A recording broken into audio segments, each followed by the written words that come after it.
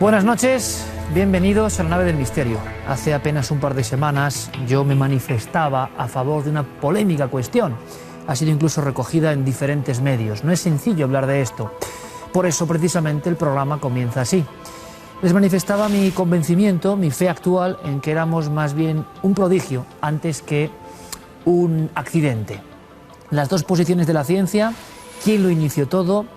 El puro azar o una inteligencia cósmica, una especie de plan maestro. Bien, pues yo quería simplemente, antes de penetrar en un mundo insondable de grandes preguntas de la ciencia que van a ser aquí debatidas, hacerles un mero juego matemático, filosófico, metafísico, si ustedes quieren. Cuando yo digo que me considero un privilegio, pero que todos ustedes lo son, los más científicos, los más ortodoxos, los más dogmáticos podrán decir que eso son cuestiones subjetivas, que no se pueden demostrar. Bueno, hay muchos grandes científicos, divulgadores y filósofos que sí que han hecho algunas probaturas en torno a qué probabilidad hay de que usted que me está viendo, que yo mismo, que cualquiera de nosotros exista en este momento. Es una cosa que es curioso, casi nadie se lo pregunta, ¿verdad? Pues bien, para que usted sea quien es y esté en este momento en el mundo y el universo, han pasado muchas cosas que no nos hemos preguntado. ¿Qué probabilidad hay de que sus progenitores, su padre y su madre, se hayan conocido? Hay una estadística concreta de que dos personas se hayan conocido y la hayan engendrado. Para eso sumamos a la ecuación la posibilidad de que, evidentemente, en el acto sexual haya uno entre varios miles de millones de espermatozoides que fecundan el óvulo. Y ustedes dirán, bueno, es una probabilidad alta. Soy alguien que, desde luego, si es accidente, ha sido uno entre muchos. Quizá haya un propósito en todo esto. Pero vayamos más allá. Para que usted que me está viendo haya nacido, no solo ha tenido que haber acierto en uno entre miles de millones de espermatozoides y un óvulo, sino que los padres de sus padres tuvieron que tener el mismo acierto.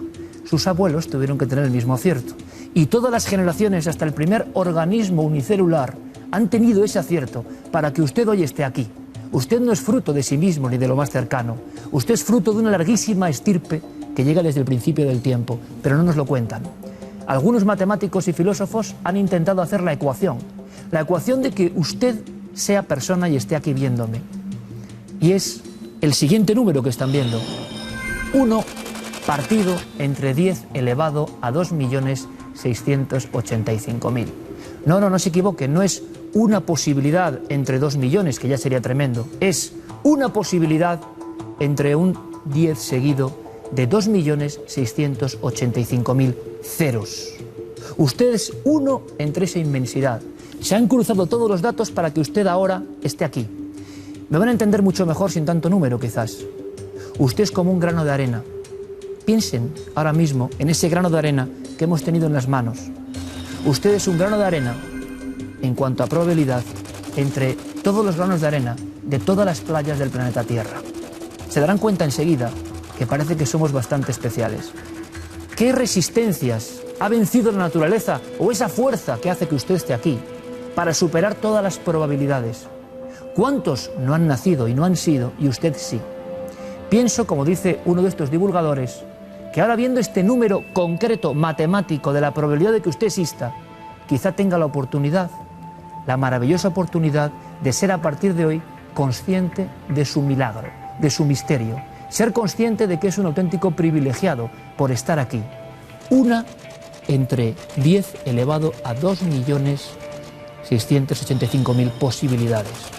Mucho más que átomos existen en la Tierra. Por tanto, quizá usted sí que sea una pieza absolutamente única en la historia del universo y el tiempo.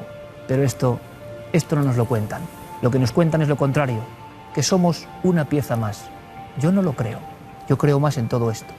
Pero quizá lo que digan los científicos también sigue siendo absolutamente importante. Ellos mismos discuten, se disputan la verdad. Y recientemente, en un acontecimiento ocurrido en Canarias, ha habido algunas frases tremendas que tienen que ver con esto que yo les he contado. Y también tienen que ver con si hay vida en otros mundos, por ejemplo. Las grandes cuestiones. Bueno, pues Enrique de Vicente y José Manuel Nieves, cara a cara, van a debatir sobre ello. Pero quédense, por favor, simplemente con ese dato. Usted no es cualquiera. Usted es uno casi entre el infinito. Usted, por tanto, la probabilidad de nacer y de ser y de formar parte de esta vida estaba bastante cercana a cero. década bastante cercana a no existir. Sea consciente de ello. Sea consciente de que es un auténtico privilegiado. Vamos enseguida con esa crónica. Viajemos al espacio. Hagámoslo zambulléndonos en ese infinito del que somos hijos.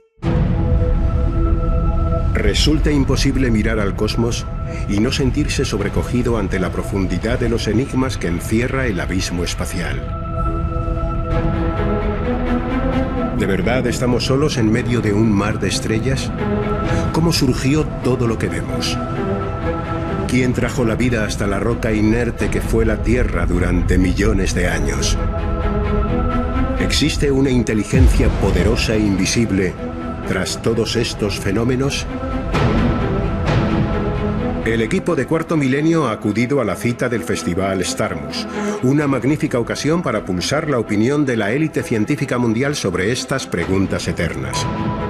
Allí pudimos ver a las grandes estrellas de la ciencia actual, como el físico británico Stephen Hawking, el siempre polémico Richard Dawkins, u hombres que han participado en la conquista del espacio, como el astronauta Charles Duke.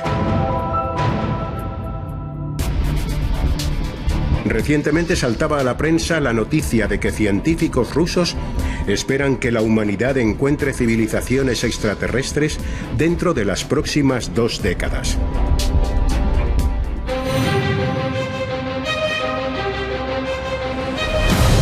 ¿Llegaremos a vivir la gran noticia del hallazgo de vida inteligente fuera de nuestro planeta? Las opiniones están muy encontradas y hay quien, como el premio Nobel Robert Wilson, muestran pesimistas resultados. Creo que solo lo sabremos si ellos deciden enviarnos un mensaje. Estimo que las antenas actuales no tienen la sensibilidad necesaria. Estas pueden captar solo la radiación aleatoria que la Tierra ha ido generando. De hecho, cada vez es más difícil si pensamos en lo que ha estado pasando en el planeta.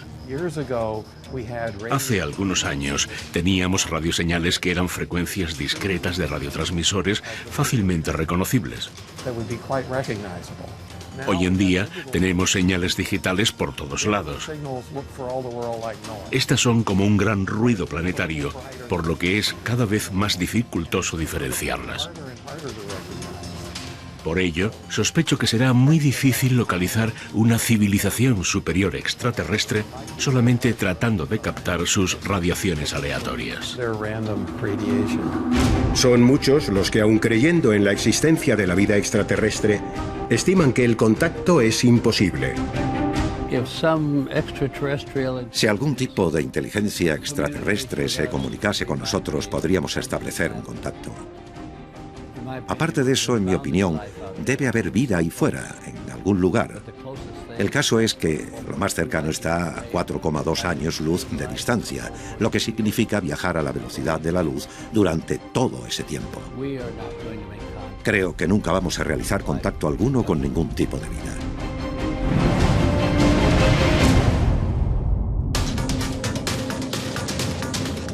En medio de la fría racionalidad científica también hubo estadio para la espiritualidad. El astronauta Charles Duke nos sorprendió con el inesperado giro que dio su vida y su concepción del mundo tras su viaje a la Luna en 1972.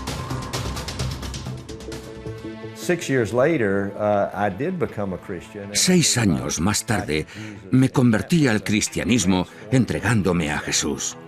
Y eso sí fue una transformación interior. Solo Dios es capaz de eso. Hallé más amor en mi familia, en mis compañeros. Conocí la paz interior.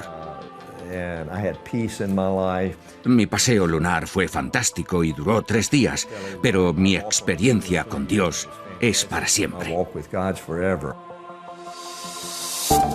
Precisamente Dios ha sido el principal elemento de polémica en el cónclave de mentes maravillosas de Starmus. Las recientes declaraciones de Stephen Hawking respecto a su no creencia en la intervención divina en la creación del universo han vuelto a poner el tema de actualidad. La ciencia y la fe están más enfrentadas que nunca. Todo lo que conocemos, incluidos nosotros mismos, ¿es fruto del azar?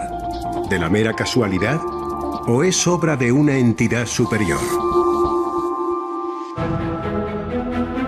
El hombre, la vida, la tierra, el espacio. Miles de incógnitas alrededor de las que se dilucida un debate eterno, a medio camino entre los reinos de la ciencia y el espíritu.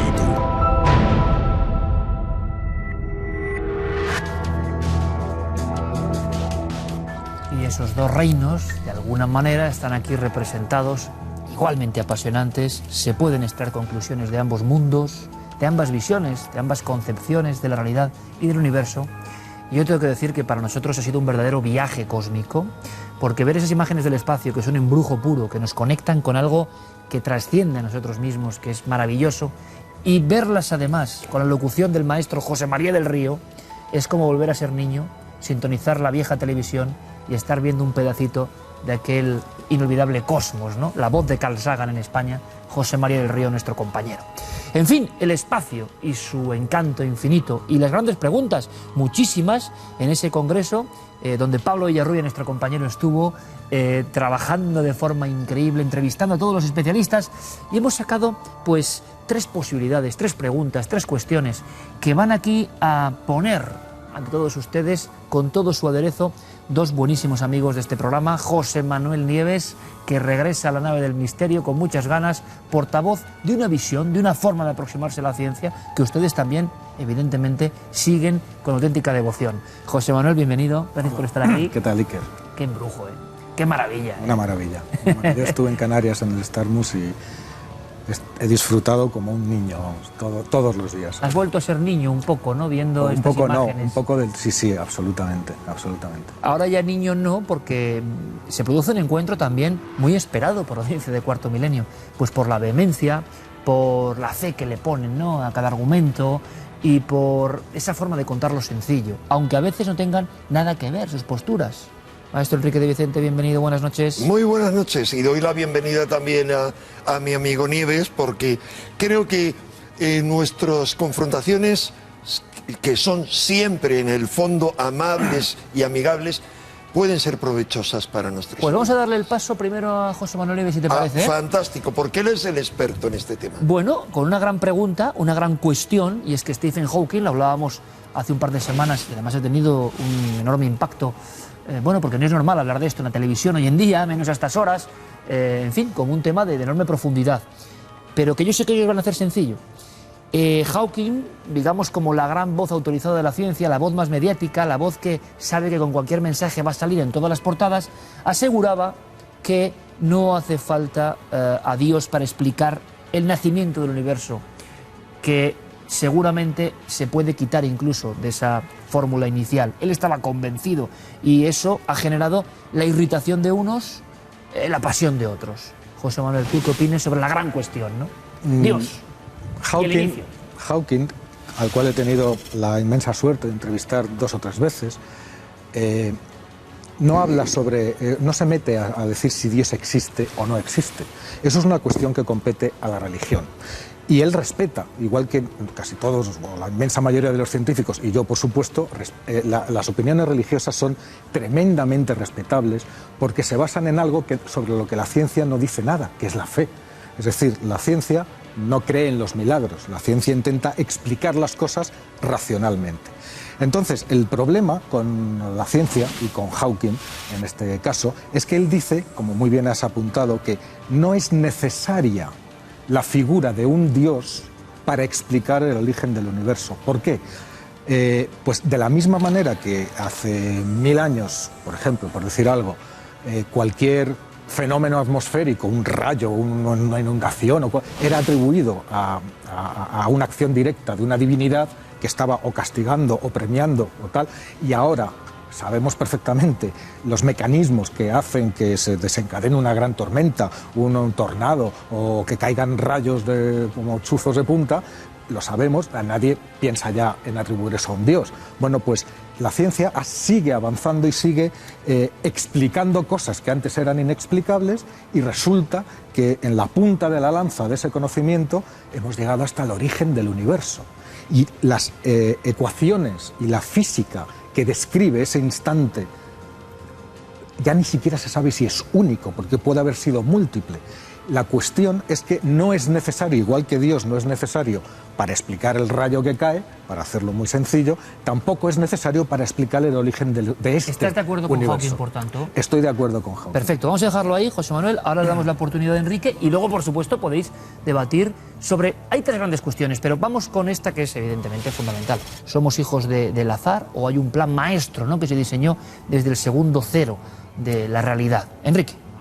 Bueno, yo estoy totalmente de acuerdo con lo que ha dicho Nieves, pero no con lo que dice Hawking, que es diferente a lo que dice Nieves, y menos con lo que dice Richard Dawkins. Vamos a ver, yo respondo más bien a tu pregunta, porque hablar de Dios, Nieves, te tendría que preguntar a ti, y más que a ti, a Hawking, ¿qué entiendes por Dios? Es que esa es la pregunta, ¿qué entiendes tú por Dios? ¿Me lo estás preguntando? Sí. Vamos a ver, yo no tengo una opinión formada sobre eso, porque desde muy pequeñito no... tanto por la forma en que me he educado como por las experiencias que me han tocado vivir y mi contacto directo con el conocimiento desde hace más años de los que puedo recordar, no he necesitado esa figura. Mi opinión personal, y lo digo desde el respeto por los que creen, porque eso es algo que me parece absolutamente legítimo, y algunas veces pienso en la soledad de las noches que me gustaría creer. Sería muy cómodo, muy fácil poderle echar la culpa a alguien de lo que nosotros hacemos, poder pedirle a alguien, a ese padre, que nos solucione lo que nosotros no sabemos solucionar, que en el fondo es eso. Sin embargo, los humanos, los hombres, estamos muy solos, y lo que no seamos capaces de solucionar nosotros mismos, no se lo podemos pedir a nadie. Por eso creo que Dios es una necesidad. Todo lo demás es desviar esa responsabilidad que nosotros tenemos para responder a esas preguntas, desviarlas y ponerlas en manos de una criatura superior cuya existencia, por supuesto, no se puede demostrar, y que es una cuestión de fe que, insisto, respeto muchísimo, ¿no? Respeto para la fe y respeto para los que no creen nada, por supuesto. Yo claro. estoy casi completamente de acuerdo con Nieves. Pues vaya debate. Solamente no hay más debate a fondo, porque luego podremos escarbar. Solamente hay una cosa en la que no estoy de acuerdo contigo. Entiendo que es un problema de lenguaje, como has dicho, una criatura como Dios. Vamos a ver. Primero, estoy completamente de acuerdo contigo en que el concepto de Dios, cuando yo te he hecho la pregunta, ¿qué quieres decir cuando dices Dios?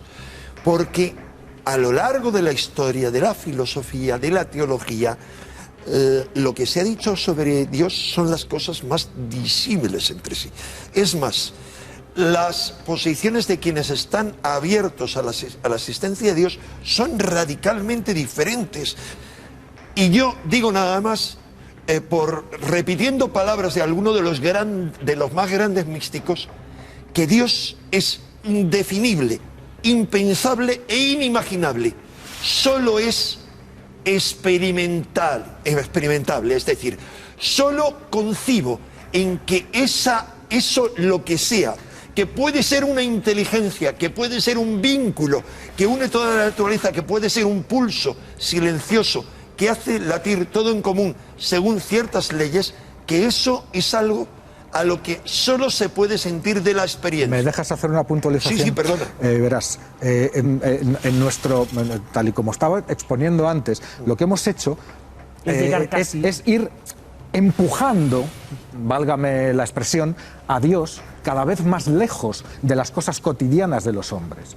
Es decir, ese Dios que interviene directamente en los... Le rezo a Dios para que mi familia esté sana, para que encuentre trabajo, para que no sé qué. Toda esa figura divina se ha ido alejando de los hombres, y ahora mismo estamos en el punto en que se ha alejado tanto, que el único resquicio que le queda para meterse es la primera 10/70ª parte del primer segundo del Big Bang. Ese es el sitio que le queda para meterse, instalarse ahí y decir, desde esta 10/70ª parte del primer segundo hago toda la creación. Pero si fuera ahí, ya no tendría nada que ver con nada de lo que pasó después. Bueno, primero voy a ir por encima, por pasos. Primero, parece que hay pruebas científicas, según el método científico, de que el Big Bang es un hecho. A mí me gustaría que luego, si quieres, me expongas cuáles son las pruebas de que el Big Bang, tal como lo conciben algunos, porque ha habido un montón de concepciones y hay gente que no acepta eso, y si solo hubo un Big Bang, que creó este universo, ¿qué pasa con los otros universos que hay? Ahora hablamos de bien, eso. Pero te decía, ese sería un punto. Yo soy totalmente partidario de la ciencia, defensor de la ciencia. ¿Tú crees en Dios, Enrique? ¿En qué Dios? Perdona, ¿tú crees en la existencia de una criatura o de un ente o de una inteligencia o de una presencia superior? No. Luego, si quieres, te digo lo que creo. Pues entonces ¿vale? estamos Me igual. has preguntado, no, pero si quieres te digo luego No, pero si en me lo que lo creo. puedes decir en un titular. Bien, lo que siento. Él Lo que yo siento por experiencia, y cuando hablo por experiencia, a través de la meditación o a través de la vida cotidiana, momentos excepcionales, puesto que yo me he abierto también a la mística y a las prácticas místicas de las tradiciones más diversas, algunas de ellas, por cierto, tradiciones ateas. Es decir, no ateas. Pero contéstame a lo que te es muy como el sencillo. budismo. Bien, te lo digo, que te he preguntado es sí o no. Gracias a eso y a la deducción, yo entiendo que hay un orden en el universo. Que hay no solo un orden, sino... ¿Y ese orden se ha generado de una manera espontánea o necesita de una intervención inteligente? No, me niego a que se haya generado de forma espontánea y me niego a la idea de que todo carezca de una intencionalidad, todo se salga de un plan. Porque para mí es eso decir, sería... según tú, hay un plan. Sí, hay un plan que alguien o algo ha diseñado. Hay un propósito. Hay un propósito. Sí, porque, no porque. Te diría, para mí, no aceptar eso, e insisto, respeto a cualquier otra postura. El problema es que los que sustentan esa postura, no tú, sino Dawkins, ataca a muerte y quiere barrir como un nuevo talibán todas las ideas de las creencias y dice que hay que expulsarlas totalmente del pensamiento lógico. Entonces yo respeto totalmente esas otras posturas, pero lo que te digo es que ignorar la existencia de un plan y de un propósito equivale también a decir que mi vida no tiene finalidad y no tiene propósito, que tú o yo hemos sido arrojados al mundo de cualquier manera y que no es posible... Bueno, vamos a ver, yo creo... Y que vamos a ningún lado, vamos a no se sabe dónde. Empezamos a tener claro hacia dónde vamos. Pero, empezamos a tenerlo claro. Pero la única cuestión, hay que diferenciar muy bien cuando yo digo que la existencia de Dios no es necesaria para explicar el origen del universo. Es que sigues insistiendo, estás empeñado en la existencia de Dios y luego de eso hablamos.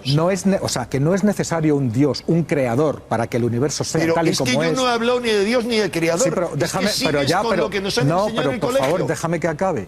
Una cosa muy distinta es decir al público, eso. Por eso te interrumpo. No, sí, al revés. Parece que tú sostienes que no hay un creador. Y ¿me dejas yo acabar? Digo que sí. ¿Me dejas acabar?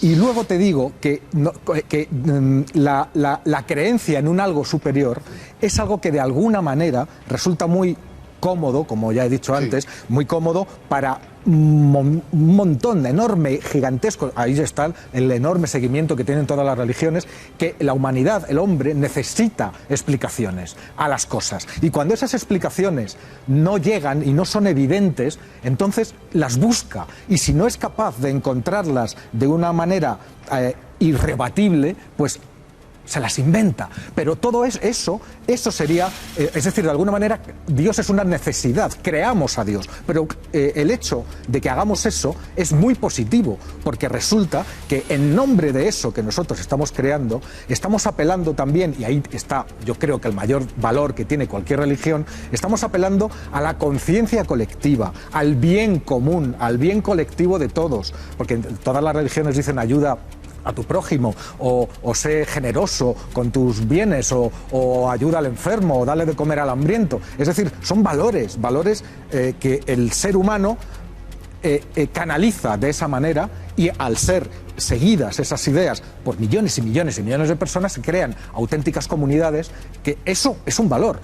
Ahora bien, ese valor no sirve, que es lo que yo pienso, para explicar el mundo físico en el cual vivimos, para explicar cómo se creó, para explicar cómo funciona, para explicar cuál es el delicado engranaje, sus mecanismos. No sirve, eso no sirve. Y eso es lo que dice Hawking, no lo otro.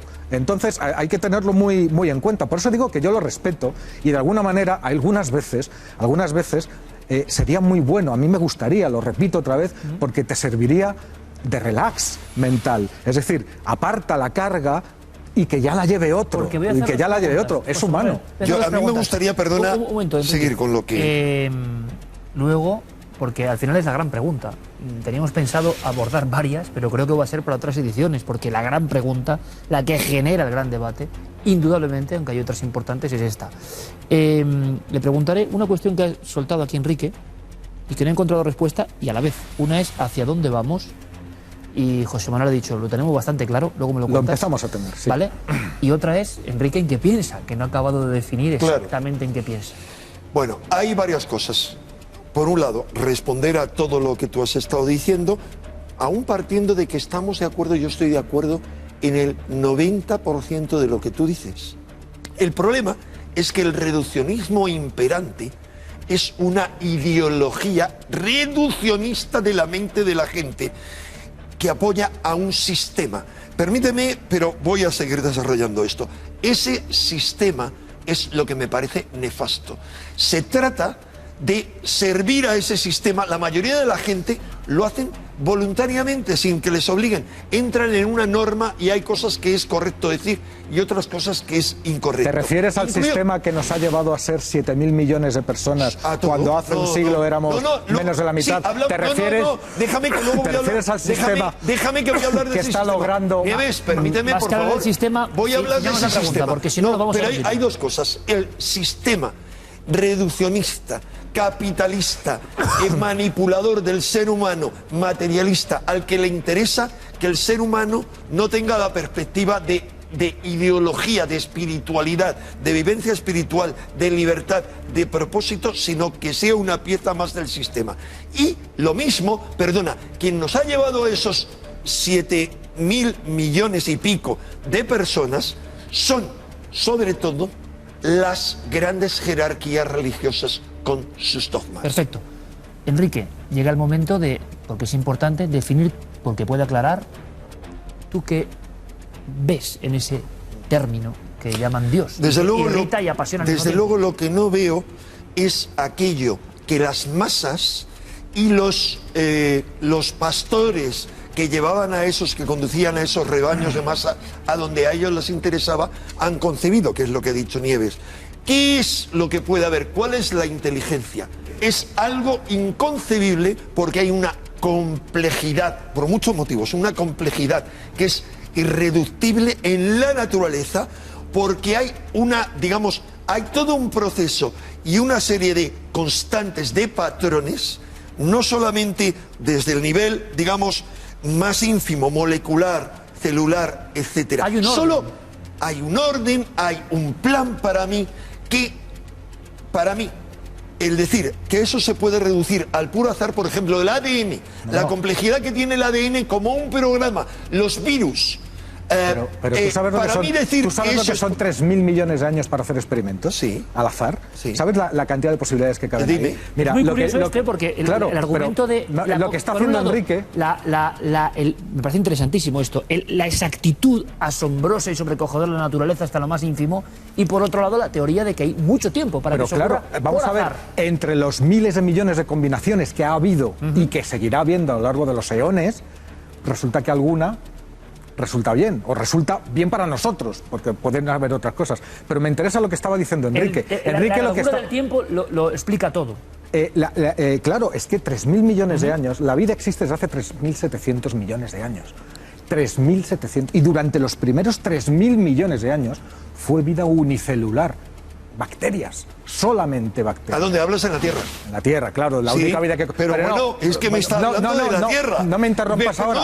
Perdona, me estás hablando de la Tierra, que es un planeta que gira en torno a una de las 1.000 millones de estrellas que hay 1.000 millones o más, o 100.000. Pero da igual, millones Enrique, de galaxias no es eso. Dentro de este universo. Pero claro que sí, pero no es eso. Tú lo que estás haciendo, Enrique, estás sustituyendo una religión por otra.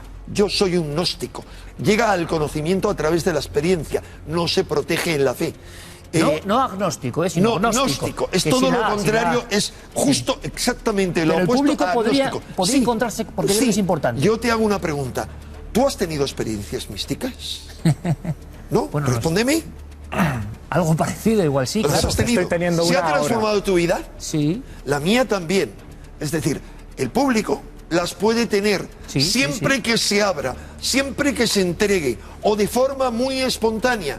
Pero lo que yo digo es que en tanto estemos viviendo dentro del paradigma reduccionista, dentro del mundo reduccionista en el que no somos nada, en el que somos carne de cañón, Por Dios. en el que somos cualquier cosa, no va a estar uno abierto a eso. Dos posturas, dos cuestiones, dos formas de acercarse y vamos a decir las grandes preguntas de la ciencia. Pero hemos acabado hablando de la gran pregunta, del inicio, de lo que fue realmente polémico, ¿no? ¿Cómo empezó todo en ese segundo inicio que estamos descifrando? ¿Ustedes pueden empezó esta fase, no otras anteriores? ¿Ustedes pueden encontrarse con eso que cuenta Enrique tan inefable, que se escapa de nuestra comprensión? ¿Ustedes pueden imaginar el océano del tiempo que describe José Manuel Nieves, donde pueden haberse ejecutado todos estos milagros científicos? ¿Con qué se quedan? Bueno, igual pueden quedarse con cosas de ambos mundos, ¿no? Yo lo que creo... Sería lo mejor. Yo lo que creo, y además es que es evidente, que con nuestros dos queridos amigos podemos hacer muchas más grandes preguntas de la ciencia, ponerlas aquí para que ustedes opinen con esta vehemencia, con esta autenticidad, y con el deseo de que ustedes también se interroguen y que ustedes estén de acuerdo y desacuerdo y cambien sus posturas, porque eso es aprendizaje. Así que todo lo que teníamos pensado de extraterrestres, de la evolución humana, el salto que damos, explica o no, yo creo que es absolutamente absurdo abordarlo esta noche, que está llena de contenidos también, y seguiremos con estos debates que me parecen apasionantes y que estoy seguro que el público va a agradecer. Gracias, José Manuel. Gracias a ti, Iker. A esto, Enrique, gracias. Gracias a ti Como y siempre. gracias a José Manuel por prestarse a este combate dualista le encanta. que va a ser muy interesante para la gente y les va a aportar cosas. Le encanta. Sabes que yo, con tal de estar contigo, cualquier cosa. Gracias a los dos, de verdad, compañeros. Muchísimas Gracias a gracias. ti. Fue noticia. Luego hay otras, igual lo contamos otro día, ¿no? Alguno de estos, como decía José Manuel, que es muy auténtico, pero es nuestro amigo y está en lado del misterio. Hay algunos beligerantes que, por mucha fama que tengan, como Dawkins, que es muy venerado, luego tienen detalles. Él lo contaba en ABC. Luego tienen detalles. Viene una niña, ¿verdad, José Manuel?, a pedirle un libro firmado y le desprecia. Me ha decepcionado personalmente. Si usted es un padre de la ciencia, no tiene nada que ver, ¿eh? Y desprecia a una niña que viene con su libro en Canarias a dárselo y le desprecia. Hay que poner el ejemplo opuesto. Ay, Stephen Hawking. Stephen Hawking estaba siempre entre la gente. Siempre entre atendió la gente. amablemente al hijo de Javier Sierra, que se fue con él y que luego, cuando se iban, dicen, quiero darle un beso a ese señor. Y se fue a darle un beso amablemente. Es decir, que hay dos mundos y da igual donde estemos, ¿no? Siempre esa división va a existir, en la forma incluso de... Lo contaba muy bien José Manuel Nieves en magníficas crónicas en el ABC. Hasta la próxima, amigos. Fue noticia y ahora vamos con más noticias. Actualidad en Cuarto Milenio.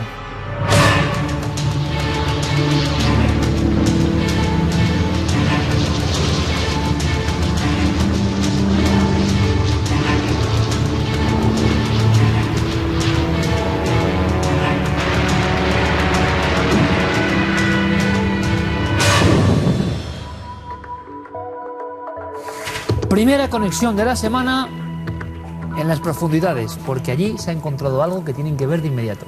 Ha ocurrido en Croacia. A 29 metros de la superficie del mar, unos submarinistas se han encontrado con uno de esos regalos que nos ofrece la historia.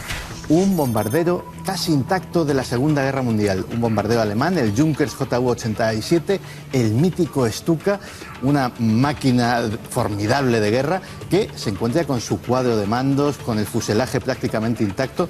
De hecho, se conservan solamente dos intactos en el mundo. Uno en un museo de Londres y otro en un museo de Chicago, con lo cual es un hallazgo histórico de gran importancia. Fíjate que el Stuka, aparte de ser un arma devastadora, fue una de las primeras armas psicológicas de la historia. Tenía en los patines del tren de aterrizaje dos sirenas que cuando entraba en picado lanzaban un aullido aterrador que le anunciaba a los que estaban debajo que la muerte se les venía encima. Un Stuka en las profundidades, Croacia, una especie de cápsula, ¿no? En el tiempo. Hemos visualizado imágenes terribles también de la guerra bajo el agua. Se ha encontrado algo también que les puede interesar relativo a un personaje icónico del mundo del misterio, sanguinario también, en Turquía, una tierra ahora con bastantes problemas. Sí, algo que tiene que ver con Vlad III, Vlad Tepes, en el que se basó todo el mito de Drácula. Y es que ahora en el castillo de Tokat pues los arqueólogos estaban allí haciendo labores de restauración. Empezaron a cavar porque parecía que había túneles por debajo de este castillo y se encontraron no solo con esos túneles secretos, sino también con refugios militares e incluso con mazmorras.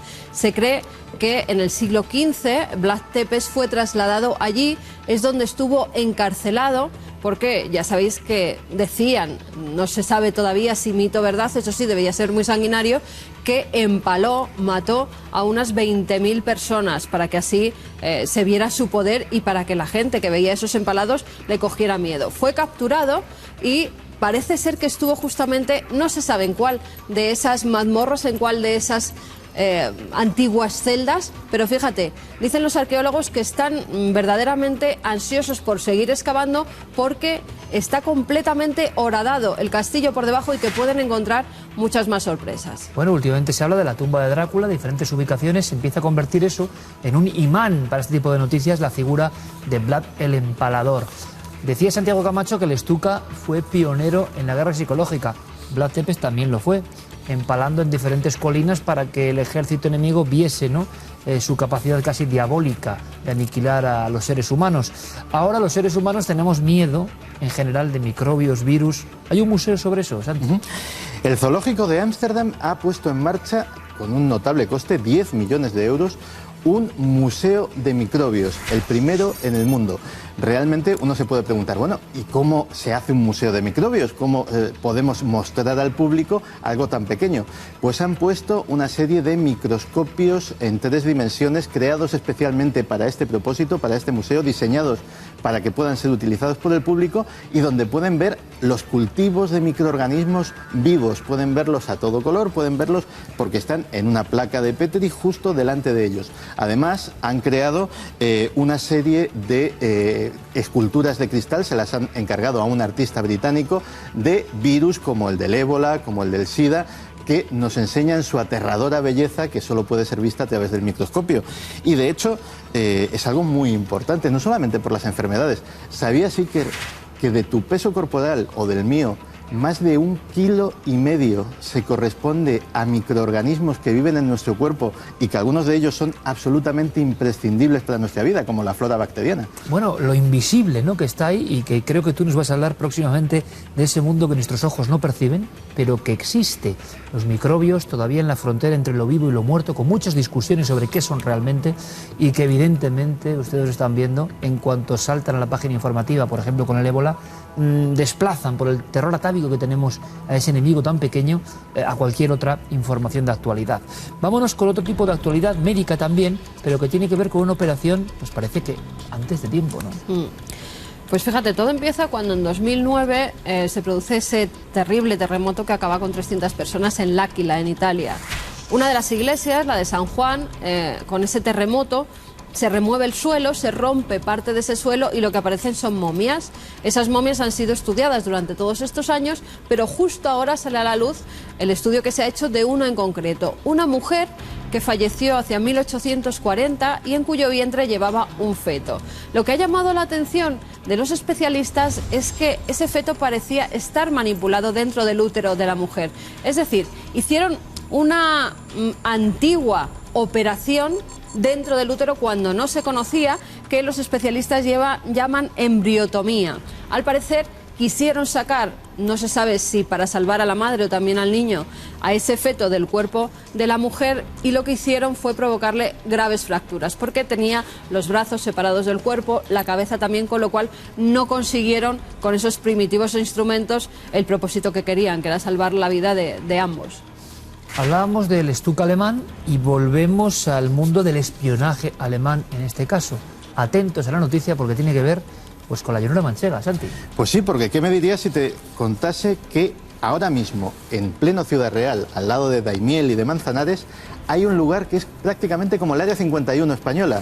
Alambradas, vigilancia, varias hectáreas de extensión, nadie sabe lo que sucede dentro. Es un sitio que se llama la finca El Doctor. Fue fundada por el Servicio de Inteligencia alemán, el BND, durante la Guerra Fría. ¿Para qué? Para establecer un centro de escucha con la aprobación del gobierno de Franco para interferir en comunicaciones tanto de América como del bloque soviético o incluso del norte de África. Con el paso del tiempo, eso se ha traspasado su potestad al CNI, al Centro Nacional de Inteligencia, donde pues no sabemos lo que están haciendo porque son muy discretos con la utilidad que se le ha dado a esa instalación, que según se cuenta tiene búnkeres, túneles subterráneos. De hecho, la finca está dividida en dos partes separadas por 3 kilómetros y se dice que hay galerías que conectan ambas partes de la finca. Es decir, estamos ante uno de esos lugares absolutamente secretos de los que oímos hablar o que vemos en películas y que no podríamos imaginarnos que en plena llanura manchega se encuentre uno de ellos. Bueno, tú haces en Milenio 3 una sección que se llama Lugares Prohibidos, donde recorres el mundo buscando este tipo de cosas que casi nadie conoce. Y resulta que aquí al lado, en la siguiente manzana, en La Mancha, ni más ni menos, desde donde estará viendo mucha gente, había todo un centro de espionaje alemán. Sin palabras. Vámonos a poner esas palabras del misterio, porque ahora vamos con un asunto que les puede interesar. Diferentes familias, o diferentes parejas en este caso, una casa de alquiler reformada, absolutamente normal, y misterios que hemos vivido. El doctor Gaona ha observado ciertas cosas, ha experimentado otras con su tecnología, y también Paloma Navarrete. Ha sido una investigación doble para identificar algo que ocurre ahí. También quiero que sepan la historia de una película maldita, Carne de Fieras. Todos los protagonistas importantes o murieron en trágicas circunstancias o simplemente desaparecieron. ¿Qué tenía esa película? Lo vamos a contar con una investigación increíble de Nacho Ares, 40 años en un cajón en el rastro. Creían que era leyenda urbana y ahora ha aparecido. Pero hablando de sombras, que van a ser protagonistas en los siguientes minutos, vamos a marcharnos, compañeros, a Badajoz, porque desde hace mucho tiempo se viene hablando que en un lugar concreto, el Hospital Provincial de Badajoz, aparece la típica figura de una religiosa, como ha ocurrido en otros hospitales en otras ciudades de España. Pero es que en Badajoz, y yo era consciente de esta historia, me la contaron hace mucho tiempo, es tan corpórea esa aparición que muchas personas llegaron a pensar que era un ser de carne y hueso, una religiosa que prestaba ayuda. Bueno, pues nuevos sucesos. Delante del Hospital de Badajoz a estas horas, nuestra compañera Israel Espino. Israel, buenas noches. Hola Iker, buenas noches a todos. Efectivamente, este hospital que tengo a mis espaldas, el Hospital Perpetuo Socorro de Badajoz, está volviendo a ser noticia por unas misteriosas apariciones que tienen lugar en él desde al menos hace 30 años. Han vuelto a manifestarse concretamente en agosto de este año, y el testigo esta vez ha sido otro trabajador del centro llamado José Luis, que al subir a la cuarta planta donde él se encontraba trabajando, ir al aseo, a lavarse las manos, al salir encontró en una de las salas de espera en la que no podía haber nadie una misteriosa masa informe, negra, según él más oscura que la propia oscuridad, que desde luego no era humana y que hizo que saliese a toda velocidad de esa cuarta planta. De acuerdo, Israel, esto es un caso recientísimo, hablamos de ahora mismo, pero es que creo que tú has recopilado, a raíz de esta primera información, muchos más. Sí, efectivamente, este mismo septiembre, hace nada, una enfermera en esta misma cuarta planta y justo al lado de esta sala de espera en la que ha tenido lugar la aparición, cuando iba a bajar a una planta inferior, le dio el botón del ascensor, el ascensor cerró las puertas, como es normal, y de pronto, mientras escuchaba una voz que decía espera, una voz extraña, una voz que decía que nunca jamás había escuchado, vio como las puertas se abrían solas y al asomarse pensando que quizás había alguien al quien ella no había visto, descubrió que estaba sola en la planta. Bien, es un hospital grandísimo, de amplísima actividad, muy antiguo, eso sí, y resulta que parece que la tradición de apariciones que tú has ido recopilando con nombre y apellidos, doctores incluso, sale ahora a la luz y que hay decenas de casos.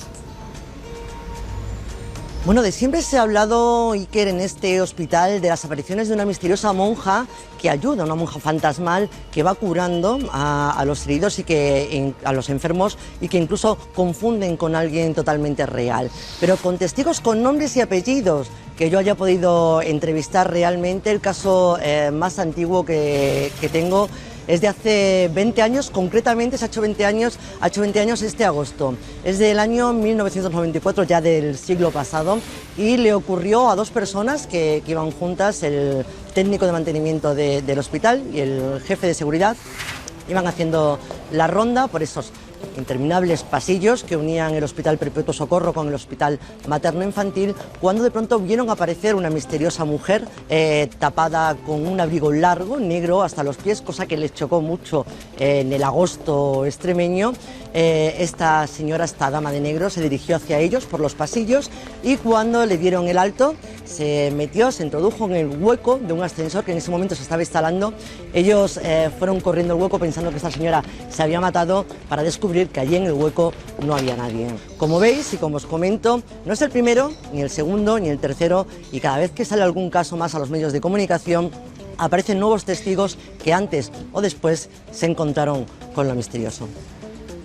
Israel Espino, compañera, como siempre, fantástica la conexión, muchísimas gracias, seguiremos investigando, no es fácil, porque no es sencillo, como sabemos todos, hablar de estos temas en un edificio oficial, pero nosotros seguiremos empeñados en tener las voces de esas personas que ven casos tan claros. Gracias, compañera.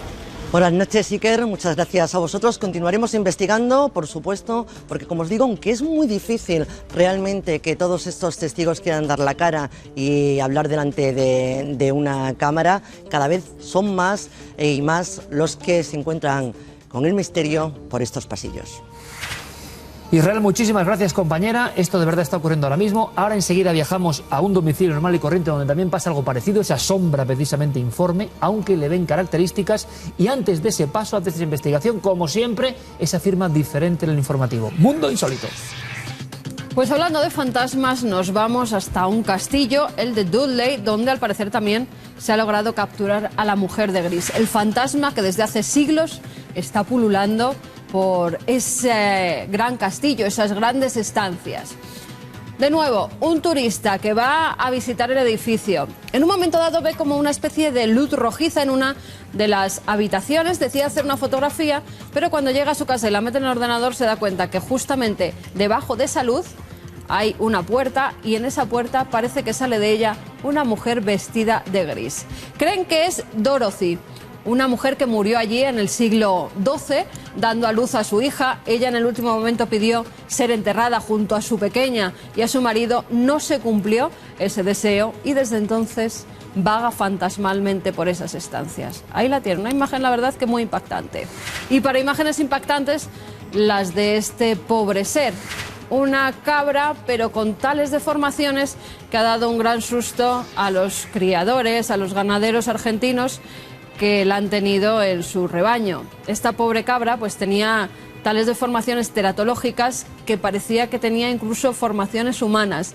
Tenía cara como de niño, pero con pezuñas. Les dio tanto miedo que enseguida lo enterraron. Eso sí, hicieron una serie de fotografías que los zoólogos estuvieron examinando y llegaron a la conclusión de que era un ser teratológico. Y nos quedamos de nuevo en Argentina porque un payaso está causando el pánico. En este caso no es una broma, ha habido payasos que iban dando sustos, pero parece que este ataca incluso a los niños y ya ha habido testigos y denuncias en la policía porque dicen que va con un objeto cortante y que intenta agredir de verdad a las personas que se cruzan con él. La última, una mujer que estaba tranquilamente en su casa viendo la televisión y de repente esa nariz de payaso roja, esa peluca y la cara completamente pintada de blanco que se asoman a sus ventanales. La mujer entró en pánico, la tuvieron que llevar incluso al hospital ante el ataque de ansiedad y posterior denuncia en la policía. Hombre, yo creo que ahora mismo Carmen ha resucitado un miedo tan lógico y tan prendado en nuestra infancia. ¿Por qué el payaso da más miedo que hace gracia? Es otro de las incógnitas, ¿no? Porque uno ve a un payaso y ha habido algún criminal espantoso que se vestía de payaso, ¿no? Por desgracia. Hay una imagen ahí que nos impacta. Y hablábamos de la figura de Gris, de la mujer de Gris, famosa en muchos centros misteriosos, castillos, fortalezas en el Reino Unido. Bueno, pues vamos a esa sombra de nuevo, ¿no? Parece que es una anciana y parece que es una figura humana. Dos grupos de personas, inquilinos en diferentes épocas. Los últimos todavía están ahí. El último suceso que les hace salir de la casa en pánico es en abril de este año. Bien, dicen que no puede vivir nadie en esa casa. Lo que ha hecho Carlos Largo, que es muy interesante, nuestro compañero, es compaginar, cruzar datos entre ambas parejas que no se conocían. Cuando se conocen y se explican por qué no se podía vivir en esa casa, se quedan con la cara como tenemos ahora, ¿no? Estamos empezando a comprender que algo ocurre en esa vivienda, por cierto, remozada por cierto, en una zona populosa de Madrid y sin ningún problema, sin nada, digamos, macabro en el aspecto, al revés. Son gente joven que de repente en los primeros días empieza a ver que hay alguien más en esa vivienda, alguien que denominan como sombras. Bueno, hemos planteado una investigación diferente, nunca lo habíamos hecho así. Una jornada con José Miguel Gaona, tiene varias sorpresas, lo van a ver, y otra con Paloma Navarrete y su sensitividad. Ciencia y capacidad. ¿Habrán encontrado un mismo origen para todo esto? ¿Habremos podido identificar lo que es el fantasma, la imaginación, la fantasía, lo que sea que atormenta a estas personas? Vean los testimonios en esta primera andanada de documentos, porque ellas todavía siguen asustadas.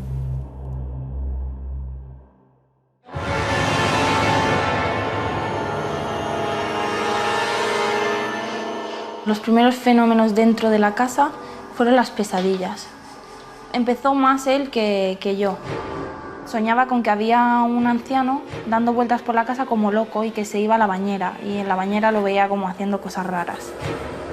Y yo también he visto las sombras, la vez que estaba dormida y noté aquella sombra oscura encima mío, que después me tardé en recuperarme.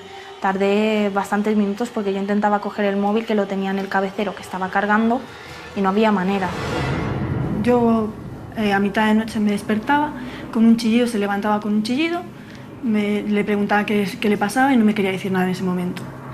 Pero luego me contó que realmente lo que había visto es una persona, medio cuerpo, él no vio piernas, él solo veía a una persona que bajaba por del techo, que bajaba, se quedaba en el lateral, sin piernas, y que era muy feo. Luego la señora esta que vio aquí dentro, él me dijo pues que eso, que era una anciana así como con la cara así como mirándolo y como sonriendo y arrugada, bajita y ahí quieta mirándolo. Solo estaba intranquilo por las noches sí que lo pasaba mal. Aún no nos habíamos dormido, creo, y empezó a escuchar voces, como si los vecinos de al lado hablaran, pero fuerte. Y me dijo, ¿tú no oyes nada? Y yo, pues no, yo no oigo nada. ¿Seguro que no oyes nada, Yolanda? Es que no puede ser que no oigas nada, ¿sabes? No estás escuchando voces como gente hablando, y yo, pues yo no oigo nada. No, sí, ya no vivimos aquí, porque es imposible. O sea, tú estás aquí por la noche y es que ya no estás tranquilo. Es que de esta casa ya nos hemos tenido que salir unas cuantas veces porque no soportábamos el estar aquí. Horrible. Mira, yo este tiempo que he estado viviendo en este sitio ha sido el peor de toda mi vida, ¿eh?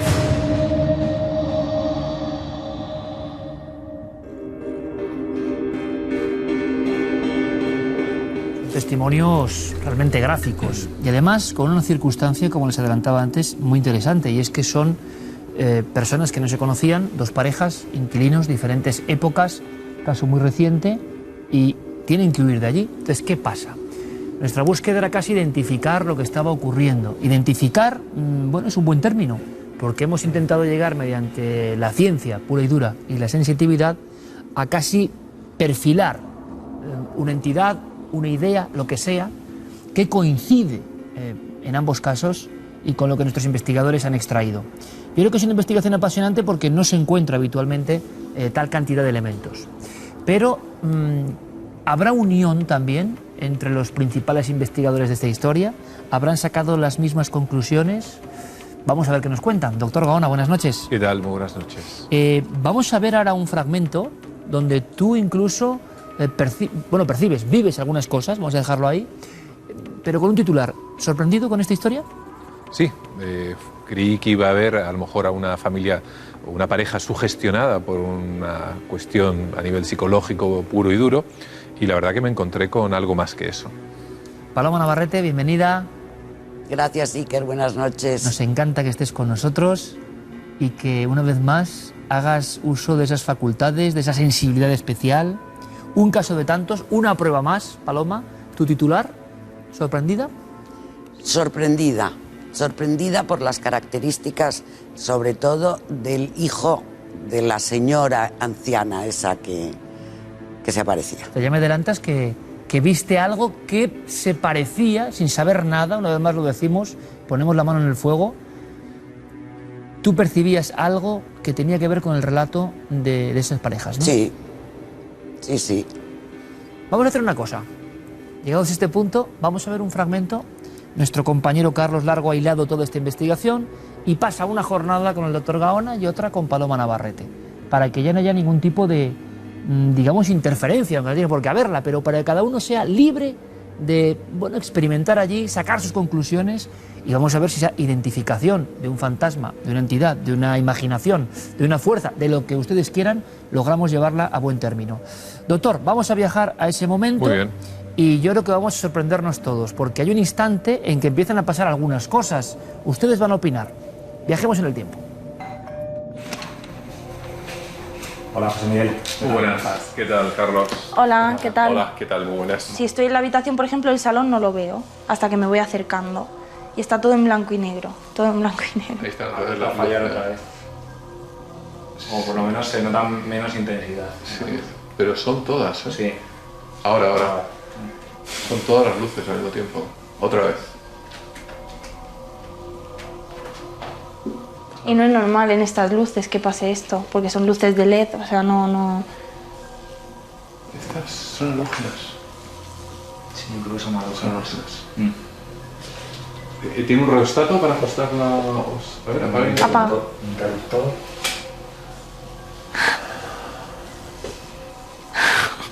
Bueno, ¿qué haces? Yo me río por no llorar.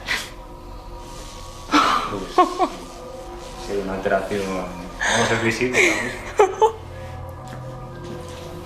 Este es un detector de infrasonidos. La verdad que yo creo que es uno de los pocos que hay en este país.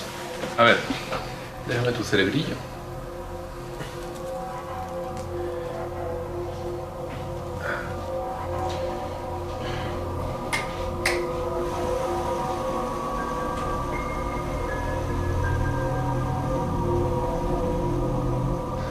Ha habido unas alteraciones brutales. Bueno, lo más importante eres tú. Ahora luego comentamos lo otro. ¿Qué tal te encuentras? Un poco mal, ¿eh? ¿Qué notas? Pues me noto alterada, ¿Qué has soñado? con una vieja. He visto caras, muchas. Muchas caras y pisadas y unas cadenas. Eso es lo que más. Inicialmente, Madre bueno, mía, hay qué pequeñas- experiencia, muy tía. pequeñas alteraciones, ¿Estás bien? Sí. pero aproximadamente unos 10 minutos después de comenzar, un poquito más, empiezan ahí, hay unos picos, ¿Y eso de luego qué es? empieza otra vez, luego empiezan otras irregularidades como esta, y a partir aproximadamente de la primera mitad, cuando acaba la primera mitad, la primera son 2 sesiones de 20 minutos, es cuando empieza realmente el caos.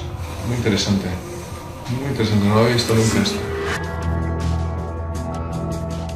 Empieza el caos, muy interesante, no lo había visto nunca esto. Doctor, son tus palabras. Sí.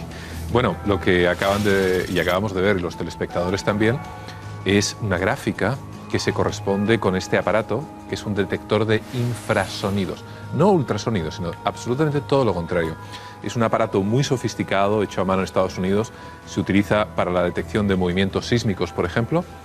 Detecta frecuencias entre 0,05 hercios y tan solo 20 hercios, es decir, frecuencias muy graves que tienen que ser reproducidas con aparatajes muy especiales porque para la mayor parte de los humanos son inaudibles. Lo utilizan muchos animales para comunicarse en el mar.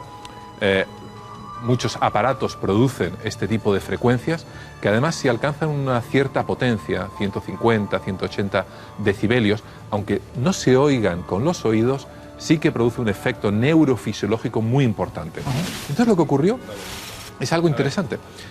Por un lado le habíamos puesto el casco de Coren o casco de Dios para estimular ese lóbulo temporal y poder reproducir o acelerar esas sensaciones que esta chica tenía cuando en algunos días se quedaba sola o con su pareja y tal. Llega a dormirse, o sea, llega a tener como un sueño, Sí, una ensoñación. efectivamente, una ensoñación muy aparentemente real y que una vez más, además reproduce no solamente esas visiones que ya tiene usualmente, sino también visiones muy similares a las que la pareja anterior, inquilinos antiguos de ese piso, también habían tenido y que al parecer no habían contactado uno con el otro.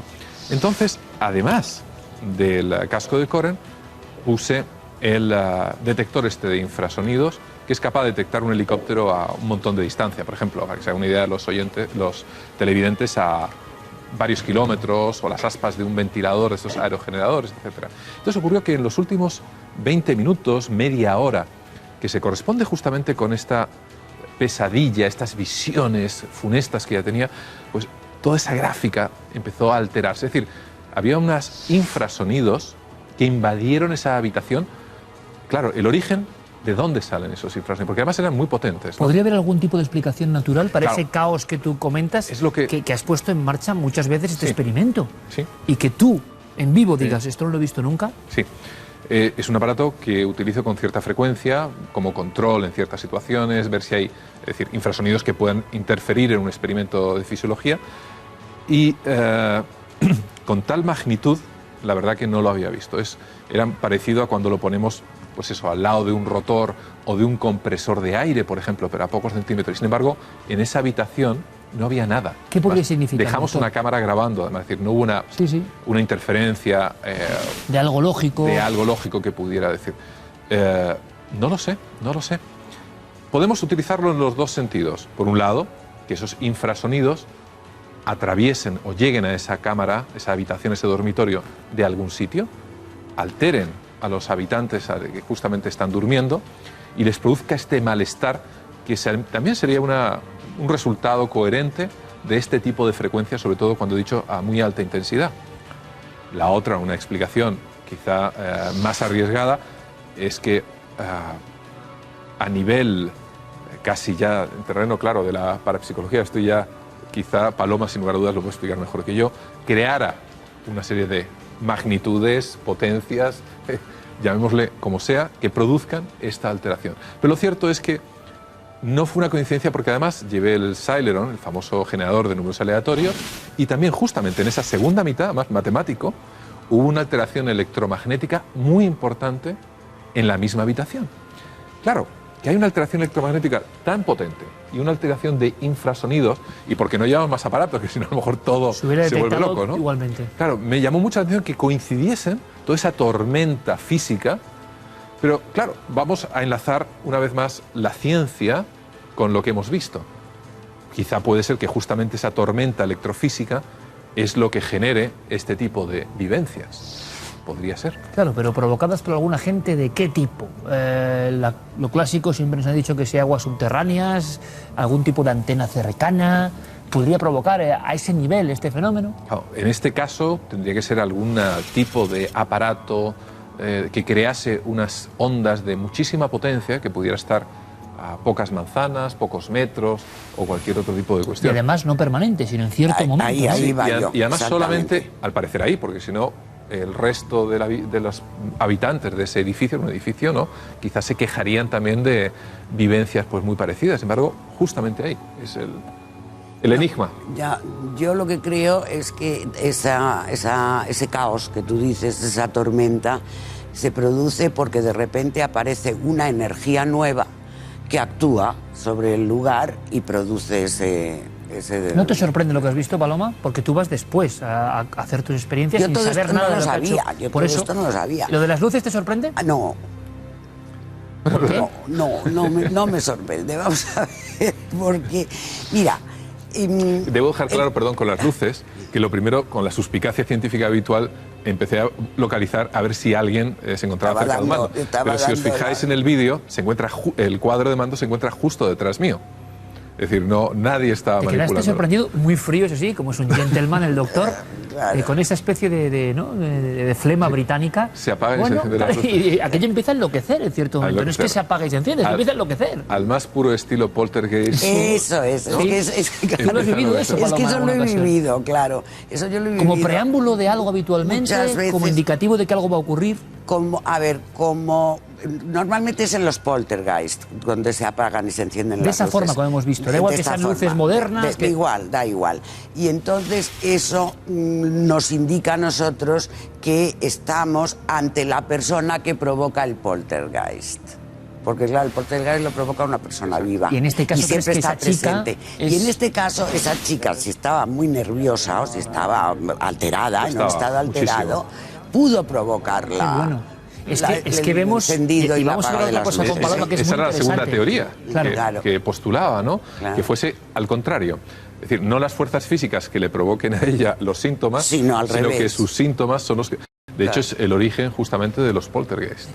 Una cosa más, ella está, y agradecemos de verdad, de todo corazón, bueno, pues que hayan participado en estos experimentos, porque es un mismo piso, son diferentes inquilinos, y es que cuando se conocen, gracias también a toda la labor de Carlos Largo, resulta que están viviendo lo mismo. Es que suena un poco a película, pero es que son películas que pasan en lugares absolutamente normales, pero que habitualmente no se denuncian. ¿Pero qué vas a decir? Llegan a salir muchas noches fuera del piso porque se encuentran muy mal y están pasando esas cosas. Pero claro, la sensación es que esa chica está muy angustiada, y que cuando, y ustedes lo han comprobado, empieza ese carrusel de apagar y encenderse las luces, ante la tranquilidad del doctor Gaona, vemos como ella se pone muy nerviosa, como diciendo, no me voy de aquí porque estáis vosotros, ¿no? Ya está aquí otra vez. Sí, efectivamente. Ella dice, ya está aquí otra vez, porque durante todo el tiempo, de hecho, justamente su pareja no se encontraba ese día en la casa, y estaba realmente muy temerosa de esperarnos a solas, nos esperaba afuera, entraba de manera conjunta con nosotros. Y no es un lugar tétrico, ni mucho menos, es un piso reformado, pequeño y sin problema ninguno. Efectivamente. De hecho, yo llegué a pensar, investigué incluso los alrededores. Bueno, enfrente, justo cruzando la calle, además, prácticamente ventana con ventana, hay un templo de una religión determinada en la que estaban justamente durante esos momentos, además, practicando sanaciones con con unas personas que además estaban cayendo justamente en trance a 10 o 15 metros, cruzando la calle en línea recta, ¿no? Me planteé también si algún tipo de interferencia podría existir, porque coincidió además exactamente en ese instante que salimos. Además, justamente cuando dejamos a la chica, dejamos con el casco, el aparato y tal. Tenía mucho miedo quedarse sola ella, efectivamente, ¿no? Ha sido una valiente en ese estaba aspecto. un poco aburrido y digo, a ver qué hacen en este templo, ¿no? Con la curiosidad científica habitual, y me encuentro justamente a uno de los sacerdotes imponiendo las manos y la gente cayendo al suelo en trance uno detrás de otro. Yo me quedé, Primero que puede no ser tontería, que a 15 metros haya unas personas, tengas conocimiento, haciendo tranquilamente sus ritos religiosos, más o menos intensos, eso que provoque un eco, ¿no?, al otro lado de la calle. No lo sé, pero vamos, una coincidencia quizá. Vamos a ver la investigación de la visión, el planear un poco de la visión sensitiva de Paloma por este lugar. Nos ha parecido un formato interesantísimo, ¿no? Porque incluso también es interesante, como hemos hecho en ocasiones, a la vez, pero claro, individualmente, tomando cada uno sus notas y utilizando sus resortes. Me parece curioso. Lo de Paloma les va a interesar también muchísimo, y lo vamos a dejar en el alto para que luego nos cuente ella qué llega a ver, ¿de acuerdo? Los hechos ocurrieron exactamente así en una jornada diferente. Dejarme que vea un poco el territorio.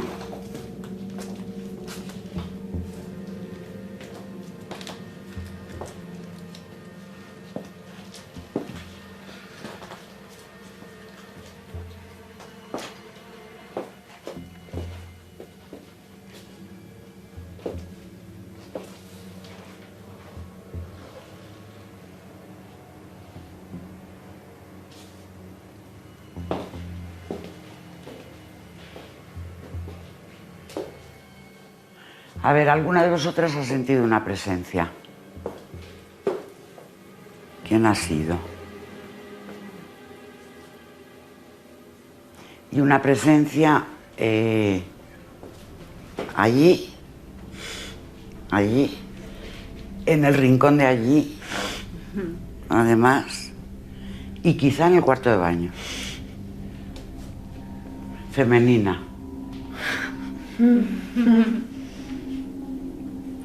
Arrastraba algo. Sí.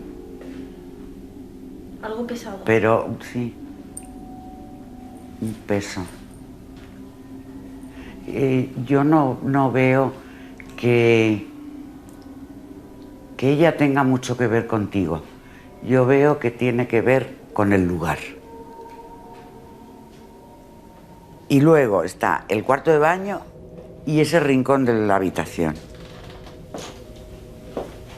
Sobre todo el de allí. Sí, ahí... El de allí es especialmente. Y aquí también.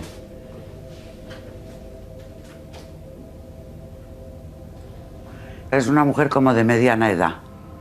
¿Cómo viste tú la silueta? Muy arrugada. Muy arrugada ella.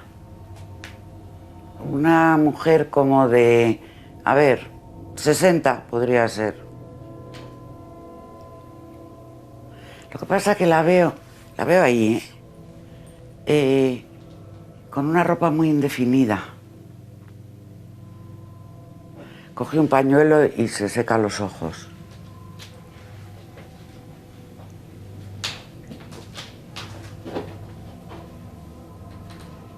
Un pañuelo como del bolsillo del vestido y se seca los ojos.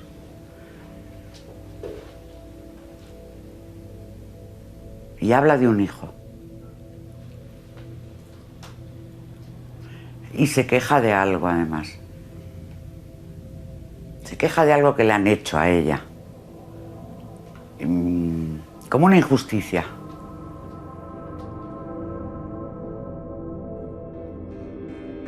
Llegados a este punto, evidentemente es Paloma Navarrete la que tiene que continuar. Yo solo puedo verificar y dar el dato que es que, claro, en el mundo de la televisión suena tan sorprendente y ustedes están muy acostumbrados a que el mundo de la televisión sea, en muchas ocasiones, pues bueno, un espectáculo, ¿no? Donde a veces solo, bueno, importa el resultado y que ustedes estén ahí. Solo les podemos decir, y nos conocen hace 10 años, que nosotros tenemos el interés personal en saber qué hay en todo esto. Engañarse sería engañarse a uno mismo y que Paloma nunca tiene información. No la ha tenido ni en la primera vez que vino a este programa hace ya muchos años, porque ese es el elemento diferenciador.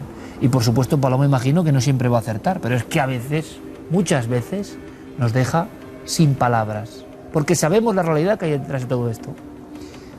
Paloma, continúa porque empiezas a ver ahí, claro, la pobre chica, las chicas, porque claro, sí, han vivido esa experiencia, diferentes familias, diferentes parejas, te ven que estás primero con las manos, como captando algo, sintiendo algo, sintonizando con algo, pero claro, eres muy precisa. En cierto momento como que eso se aclara muy rápido y lo que es en un principio se empieza a definir. Se empieza a definir. Entonces, yo voy con las manos así porque no había llevado el péndulo. Y entonces quería detectar alteración de campos. ¿Qué se siente? Entonces, físicamente, ¿qué llegas a sentir? Un hormiguillo en los dedos, donde está el campo alterado. Qué bueno. Claro, esos son como tus infrasonidos. pero más otra forma de verlo, ¿no? Pues a mí es mi hormiguillo. Y entonces, y vi, los puntos eran ese rincón del dormitorio, que era tremendo, un sitio donde había una mesita que tenían un ordenador, que también era tremendo, y el cuarto de baño. Hay una cosa muy curiosa, porque la ven muy arrugada, y tú en un momento dado, además me ha gustado mucho, ¿no? Con toda la certeza de que estás viendo en ese instante algo y dices, no, yo no la veo tan arrugada. No. O sea, no es seguir la corriente del que... No. Tú estás viendo lo que estás viendo, que puede corresponderse o no con lo que ellos ven. Estoy viendo, verás. Era una mujer como de unos 60 o 65 años, pero evidentemente con la cara muy estropeada. Tenía arrugas, claro que tenía. Una vida dura. De una vida dura, ¿sabes? O sea, que pues la piel estropeada, una mujer que no se había cuidado, y las manos las tenía también de haber trabajado. A ese nivel llegas o sea, es una aparición, sí, porque tú me has contado algunas veces, Paloma, que es diferentes, a veces la visión no tiene, digamos, la misma definición. En este caso es muy detallada. En este caso, porque la vi sacar un pañuelo del bolsillo y entonces vi cómo tenía la mano. Yo era una mano de haber trabajado con las manos, ¿sabes? Entonces, bueno, ahí está la señora y luego yo percibo una figura masculina, la figura. Pero cuando yo estaba mirando directamente, esa figura masculina yo la veía pero no la centraba. Esa mujer había vivido en esa zona, en ese mismo sitio donde se levantaba ahora esta casa, en una casita baja que tenía un patio, un jardín, un pequeño jardín, que ella tenía un huerto. Y yo veía a la mujer de pie en ese huerto, y alrededor de ella corriendo un hombre. Un hombre como de unos 40 años. Digo como de unos 40 años por decir aproximadamente, pero era un disminuido psíquico. era un deficiente mental. Ella me dijo que era su hijo y que tenía que cuidar de su hijo. Y el pobre hijo solamente hacía, ¿sabes? Era realmente muy deficiente, muy deficiente. Entonces tenía esa expresión. Y a mí me impresionó mucho. Ese es el que me impresionó, sobre todo, ¿sabes? Es curioso porque ambas parejas veían una figura de una anciana y otro hombre en la bañera. Que les impresionaba. Nada más decía decía el hombre lo veían en la bañera, y en la bañera, en el cuarto de baño es donde estaba el campo muy alterado también. Llega a ver, hay un momento en que parece que no le sacas mucha información, entre comillas. No, a este poquísima. Era la mujer la que me lo decía. Entonces ella me decía, yo me tengo que quedar porque tengo que cuidar de mi hijo. O sea, su obsesión era que tenía que cuidar de su hijo. Entonces yo le decía, bueno, pero vamos a hacer que tu hijo se vaya contigo. ¿Por qué no os vais los dos? Seguís vuestro viaje, pero los dos lo coges de la mano y te lo llevas. Que esa es una táctica, entre paréntesis, que tú empleas mucho, ¿no? A la hora de Casas Encantadas. Sí. Invitarles a que los invito a que se vayan, los ayudo. Yo sigo alucinando con el primer día, te lo aseguro, ¿eh?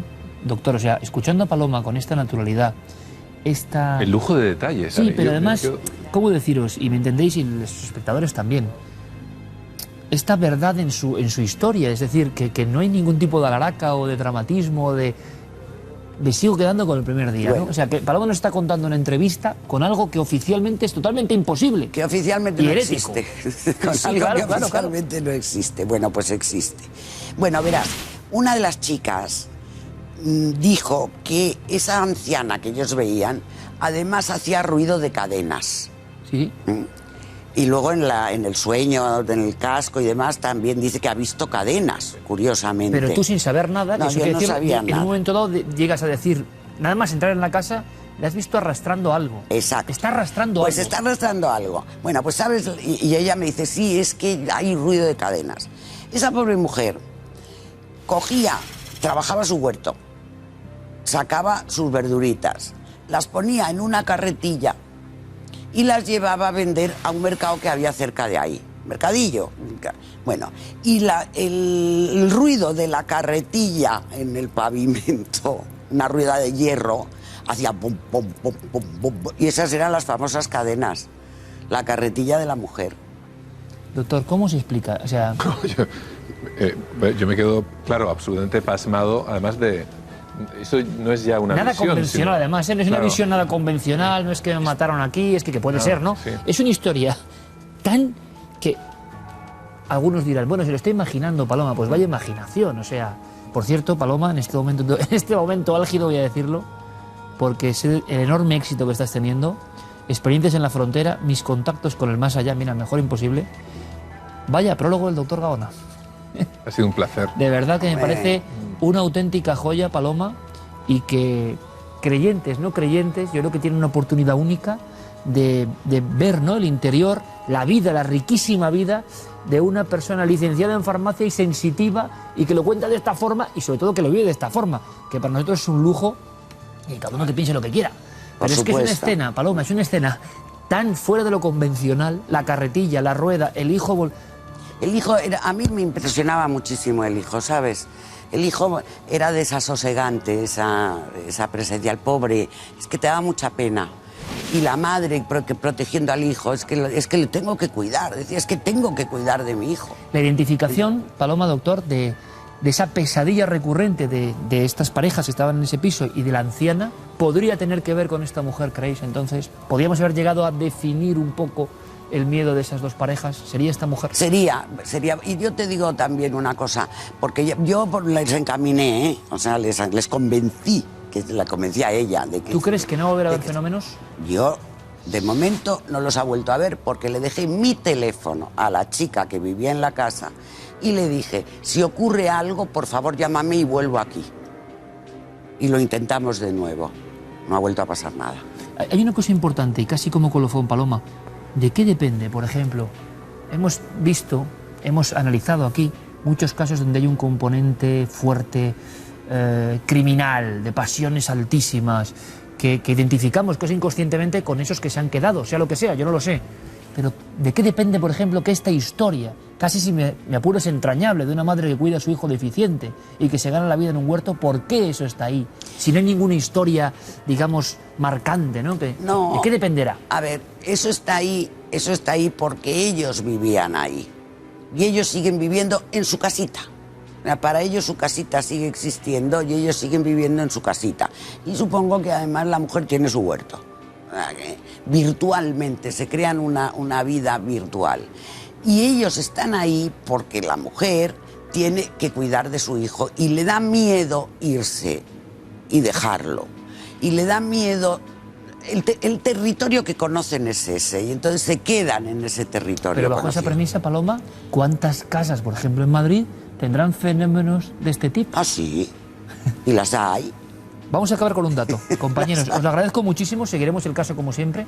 Ojalá la acción, tanto del doctor Gaona, para saber un poco más y ver que eso es objetivo, que es lo interesante, a un nivel que no habíamos visto anteriormente con el medidor de infrasonidos, y la actuación de Paloma, pues permitan algo que es más importante incluso que saber más cosas, es que vuelva la calma en un lado y en otro lado, ¿no? Es interesante. Pero voy a acabar con un dato. Nuestro compañero Carlos Largo, el verdadero autor de toda esta investigación, los últimos elementos de esa investigación es que han hablado él con las asociaciones de vecinos, ha hecho una investigación en la historia de ese lugar y resulta que en los años 40, precisamente en los años 40, había unos racimos de casas bajas en esa zona, casas bajas adosadas muchas veces a un huerto, a un territorio pequeño para el huerto, y que se derrulló precisamente al final de esa década para construir, con las expropiaciones lógicas, edificios más modernos, pisos, que son los que están hoy, pero que antes fueron esas pequeñas casitas de campo donde Madrid casi se juntaba con el campo, ¿no? Nos quedamos, sobre todo el doctor y yo, como en la cueva. Nos quedamos los dos como en la cueva. A otro nivel, mirándonos y diciendo... estar en la cueva. No, ¿qué pasa aquí, no? Igual todo es lo mismo.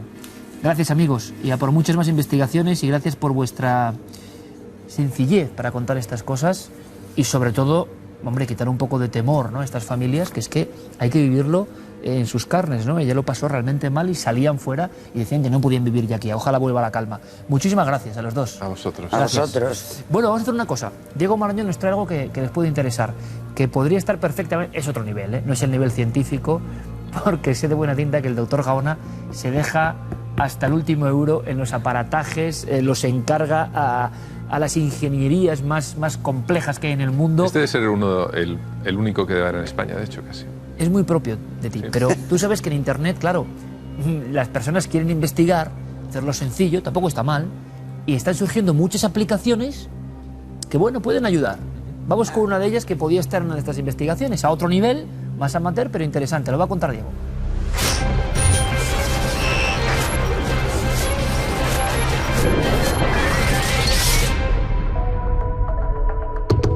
Bueno, pues vamos a ver cuál es ese dispositivo para investigar casi al nivel del doctor Gaona. Diego Marañón, compañero, buenas noches.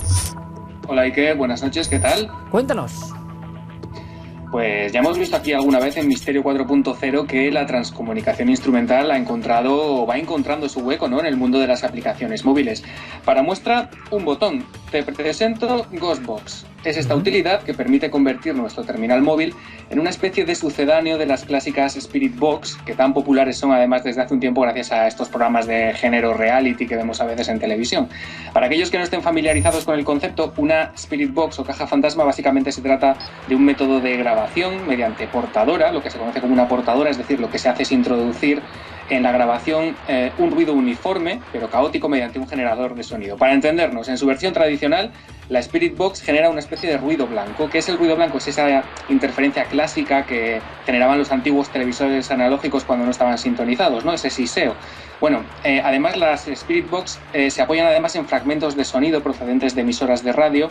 Se supone, y el debate por cierto tiene partidarios y detractores, que es las supuestas entidades que se comunican con nosotros serían capaces de tomar como base esos sonidos y de manipularlos, ¿no?, de algún modo para crear palabras o para crear frases. Bueno, los creadores de esta aplicación, Iker, tal y como estás viendo ahí en pantalla, han respetado la idea básica. Nos permite ajustar los niveles de ruido blanco y así como los de los sonidos adicionales. La diferencia básica es que en este caso han decidido sustituir los fragmentos de emisiones de radio por una serie de fonemas pregrabados. En este caso son letras que se van repitiendo en bucle y nosotros podemos ajustar, ahí lo estás viendo, la configuración de manera que esas letras vayan apareciendo de una en una o combinadas entre sí formando sílabas.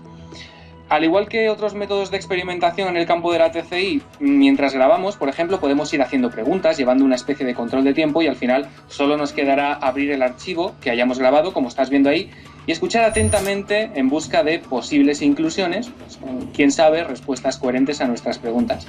Como te imaginarás, el asunto no deja de ser polémico porque entre los propios investigadores más especializados en este fenómeno se tiene la impresión de que la Spirit Box, en este caso esta aplicación, al servirse de otros sonidos como base, lógicamente aumenta, ¿no?, el grado de confusión y de posibles pareidorias acústicas. Por eso nos dicen que con este sistema hay que ser especialmente cuidadoso, ¿no?, a la hora de analizar los resultados. Yo he hecho varias pruebas antes de conectar contigo. Eso te iba a preguntar.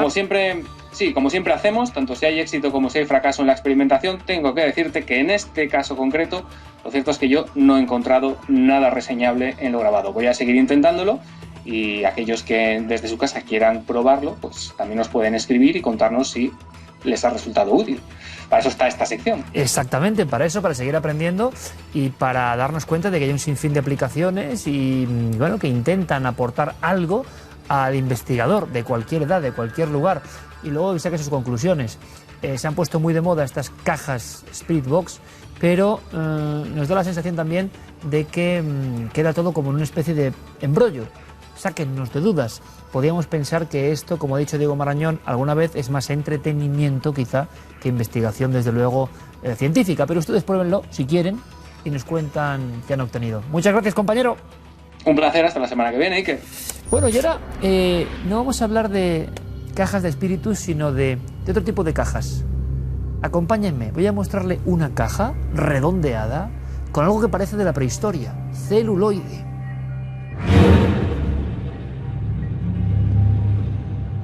La vieja lata contenía una película con un nombre enigmático: Carne de Fieras. Y Carne de Fieras era realmente casi una leyenda. Se llevaba hablando mucho tiempo de ella, de los extrañísimos acontecimientos, dramáticos también, que envolvieron no solo a la filmación, sino a los principales protagonistas. Apareció la cinta en un lugar inesperado. Yo quiero contarles la historia de Carne de Fieras, ahora que se reinvestiga y ahora que sabemos que ya no es leyenda, que es una rotunda realidad, un metraje que se hizo, un metraje triste. Hay algo más. Estoy seguro de que Carne de Fieras, a partir de esta noche, se va a integrar en el imaginario colectivo dentro de ese grupo de películas con muy mala suerte, demasiada mala suerte del cine español. Se van a sorprender. Esta es la historia de una película maldita española.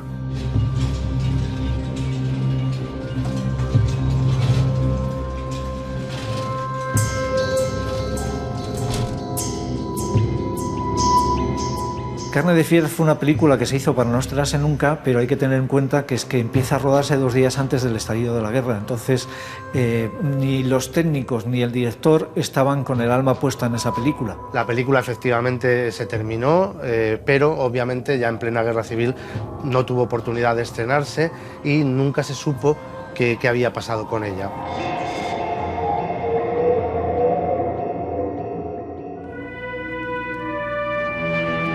El 16 de julio de 1936, 2 días antes del estallido de la Guerra Civil, el director Armand Guerra comenzaba el rodaje de la película Carne de Fieras. Se trataba de una cinta única en la historia del cine español. De corte anarquista, incluía por primera vez escenas de desnudo. La actriz francesa Marlene Gray aparecía bailando rodeada de fieros leones, imágenes que parecían anunciar su siniestro final. Pero esta no fue la única singularidad de Carne de Fieras. La fatalidad acompañó a la película hasta la finalización del rodaje en septiembre de 1936. El devenir de multitud de desgracias relacionadas con la cinta se convirtieron en una pesada losa sobre el destino de todos los actores.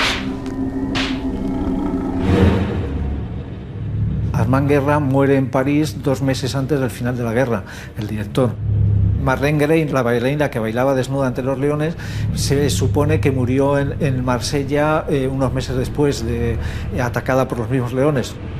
Y Tina de Jarque desapareció después de hacer la película, o sea, prácticamente unas semanas después. Yo pienso que si se hubieran podido trazar las cartas astrales de todas las personas que participaban en la película, es decir, desde el productor, director, artistas, seguro que había algo trágico en el destino de todos ellos. Prácticamente todos los que participaron en la película habían fallecido, habían muerto durante la guerra o en circunstancias extrañas. No se encontraba a nadie que pudiera afirmar si aquella película se había rodado finalmente. Pronto, la historia de la película se convirtió en leyenda. De Marlene Gray se dijo que aún trabajaba años después en el norte de África. Por otro lado, hay quien afirmó que la vedette Tina de Jarque cambió de identidad y que murió muchos años después, huyendo de su pasado como agente doble del bando nacional y republicano. Fuera cual fuera la verdad, el trágico final del director Armand Guerra, que hace el papel de demente en Carne de Fieras, y el de muchos de sus protagonistas, había que sumar el destino de la propia película.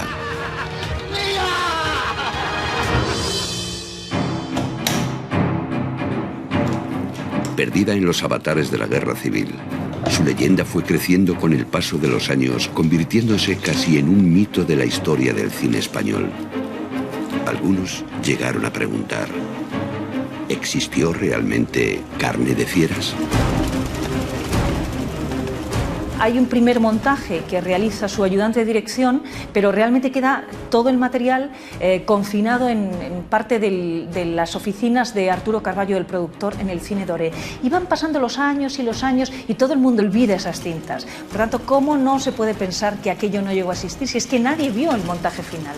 Todos esos rollos se debían quedar pues, en el cine o en las dependencias que tenía el señor Carballo, hasta que pues murió. Y los familiares, al cabo de los años, que es lo que hemos ido pues, viendo conforme se averiguaba, lo dejaron en un lote de desecho de películas en el rastro.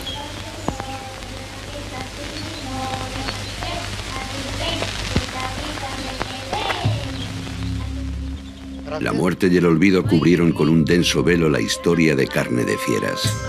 A los que consiguieron sobrevivir las vicisitudes de la película, se les perdió la pista. Aún hoy, no sabemos la identidad de algunos actores.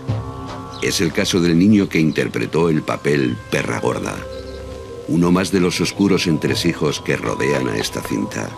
La primera en ser considerada maldita en la historia del cine español. A mí me parece que maldito es lo que les pasó a todas las personas que participaron en ella, porque es triste lo que ocurrió en aquellos momentos. Tiene la leyenda del malditismo de la película por esa serie de razones y porque hay una cosa que la atraviesa de parte a parte, que es la guerra civil y el destino de algunos de sus protagonistas. Para mí es una película maldita. Sí, no te lo he dicho antes. Para mí quienes coinciden en ese punto de sus vidas y cruzan las suyas con las de los demás, están participando de algo siniestro.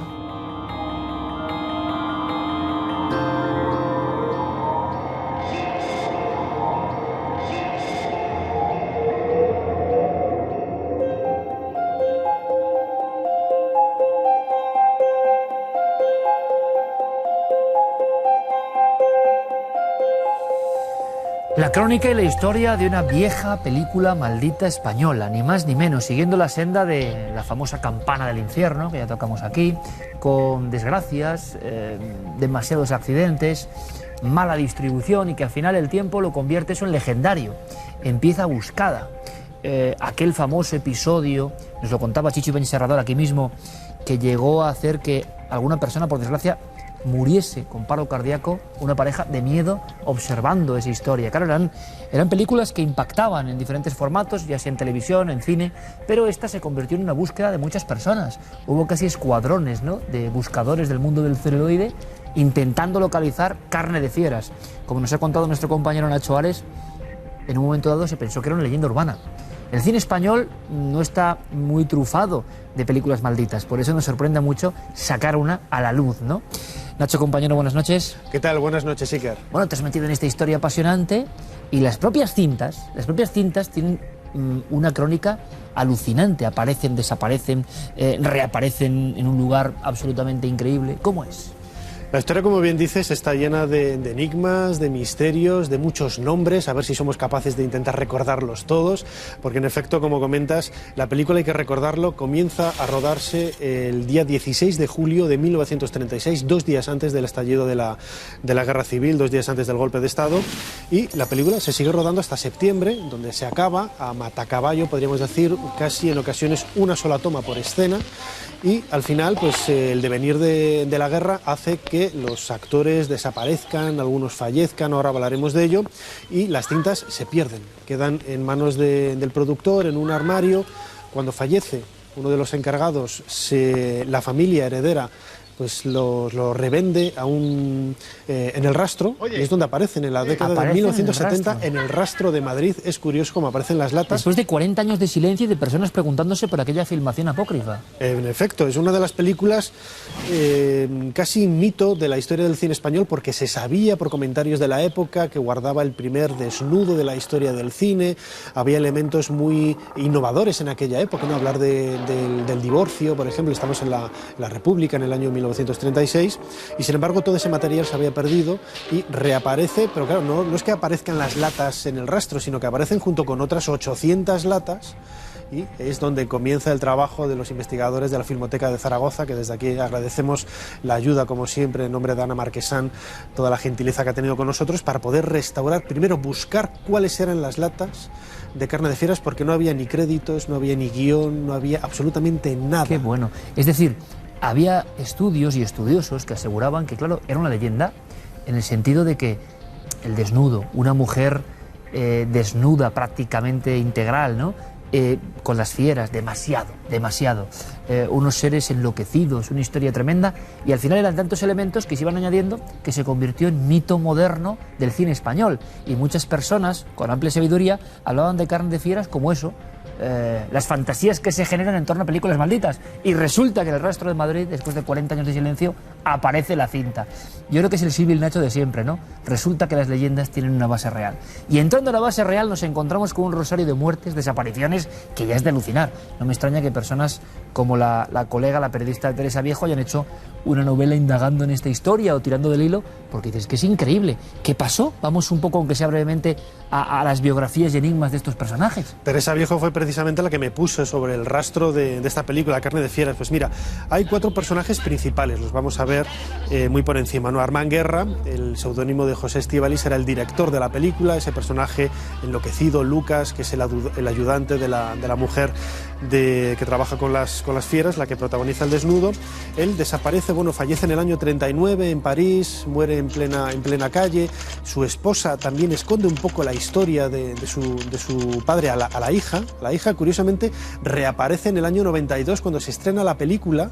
Ella, capaz de llegar a España, no sabía absolutamente nada de la historia de su padre, y se lo encuentra en el estreno de la película. Toda la historia es una historia de reencuentros, de emociones. Murió en plena calle, fulminantemente, y la propia familia como ocultó el hecho. Sí, y luego con la llegada de los alemanes a Perpiñán, la esposa se deshizo de todo el material de Armand Guerra, lo que hizo que se perdiera toda la estela de este cineasta. Armand Guerra, que hace de enloquecido un poco homenaje a esas películas terroríficas tipo El gabinete del doctor Caligari, esos rostros tenía mucha deformados, escuela, ¿no? Alemana. Él había trabajado con grandes cineastas en Alemania, y quizá de prueba de ello es el hecho de estos personajes tan insólitos en su arte, ¿no? La protagonista también, desde el punto de vista, como decía antes, del desnudo, Marlene Gray, es una mujer francesa que después de la película se le pierde totalmente la pista. Hay una, iba a decir leyenda, ¿no? Porque es que no se sabe. Todos otra son leyenda más. Comentarios que dicen que muere en Marsella, atacada en una de las actuaciones por uno de los leones que se ve en la película. Hay otros comentarios que dicen que siguió en los años 40 un personaje parecido, femenino, actuando por el norte de África. Otros comentan que fue fusilada. Ella, Nacho, permíteme, ella, que eso no lo hemos contado, hacía este tipo de espectáculo no solo para la película, sino que era un impacto visual tremendo para la época. Lo hacía de forma casi circense. Sí, ella trabajaba en el Teatro Maravillas en Madrid y en el Circo Price, y fíjate el éxito de aquel año de 1936 de este show, la Venus rubia, tal como la denominaban, que tenía hasta 14 sesiones diarias. Y era un espectáculo no para adultos, porque tal y como lo vemos en la película, es un desnudo muy elegante, bailando entre las fieras, no es nada pornográfico, tampoco se busca en exceso el erotismo, y como se ve, como digo, en la cinta, entre el público aparecen niños, es algo natural para aquella época, pues hace tantísimos años. Y me cuentas que otra subleyenda que atraviesa la historia de Carne de Fieras es que ella, después de desaparecer, en una de las funciones, la propia fiera que está ahí filmada, la devora. Sí, la devora y acaba con ella como una especie de suerte negra, ¿no? Algo parecido sucede también con otros personajes, como Tina de Jarque, una de las mejores vedettes de los años 20 y 30, pues con mucho bagaje en Estados Unidos, en Sudamérica. Ella es una de las introductoras del jazz en España, y se dijo que era amante de Juan March, el banquero y empresario. Se dijo también que trabajaba para el otro bando, para el bando republicano, que era un agente doble. El caso es que ella desaparece a comienzos del año 1937. Unos dicen que fusilada por los anarquistas por traicionar a la idea anarquista, otros que cambió de identidad y que siguió viviendo. Curiosamente, una vez más, en el estreno de la película, en 1992, en Zaragoza, aparecieron una mujer que pedía una copia para llevarla a una residencia de ancianos, a otra mujer para que lo pudiera ver, que seguramente fuera Tina de Jarque. Pero nunca se pudo demostrar, o sea, la leyenda que sigue flotando sobre esta filmación es increíble, hasta el punto de que dices, bueno, estamos viendo protagonista, actriz secundaria más importante del film, y es que hasta el niño que aparece, el famoso, entre comillas, para cuarto milenio ya, ¿no? Porque nos hemos metido en la historia, Perra Gorda, también sí. No sabemos nada. No se sabe absolutamente nada de quién era este niño. Se ha buscado obsesivamente. Se ha buscado, los historiadores del cine español han buscado quién podría haber sido Perra Gorda, pero no hay huella en absoluto de este niño. Es que no se puede decir absolutamente nada de él. El niño sin nombre. Desempeña un papel protagonista en la película junto con Pablo Álvarez Rubio, que es quizás la etiqueta más importante de esta historia, ¿no? Como sucede con todas las maldiciones, como en el caso de Howard Carter con Tutankamón, Carter es el último en morir. Pablo Álvarez Rubio, el protagonista de la película, es el último en morir en el año 1980, y tiene una historia bastante curiosa que lo enlaza con el cine de terror más clásico de todos los tiempos. En el año 1931, él fue uno de los protagonistas, desempeñó el papel de Renfield en la versión española de Drácula. En aquella época no existían los doblajes, no había la posibilidad de doblar al castellano, y se grababan versiones dobles en los mismos decorados, en los mismos sets, en los mismos platós. Por la mañana se hacía la versión de Bela Lugosi y por la tarde se hacía la versión española. Y Pablo Álvarez Rubio era el coprotagonista junto con otros actores, muchos de ellos mexicanos, etcétera, o Carlos Villarías, que era el cordobés que hacía de Conde Drácula. Y es quizá una de las anécdotas más curiosas. ¿Por qué? Porque esta película también desapareció. Parece que toda la obra de Pablo Álvarez Rubio desapareció y se recuperó en el año 1989 en un garaje en Cuba.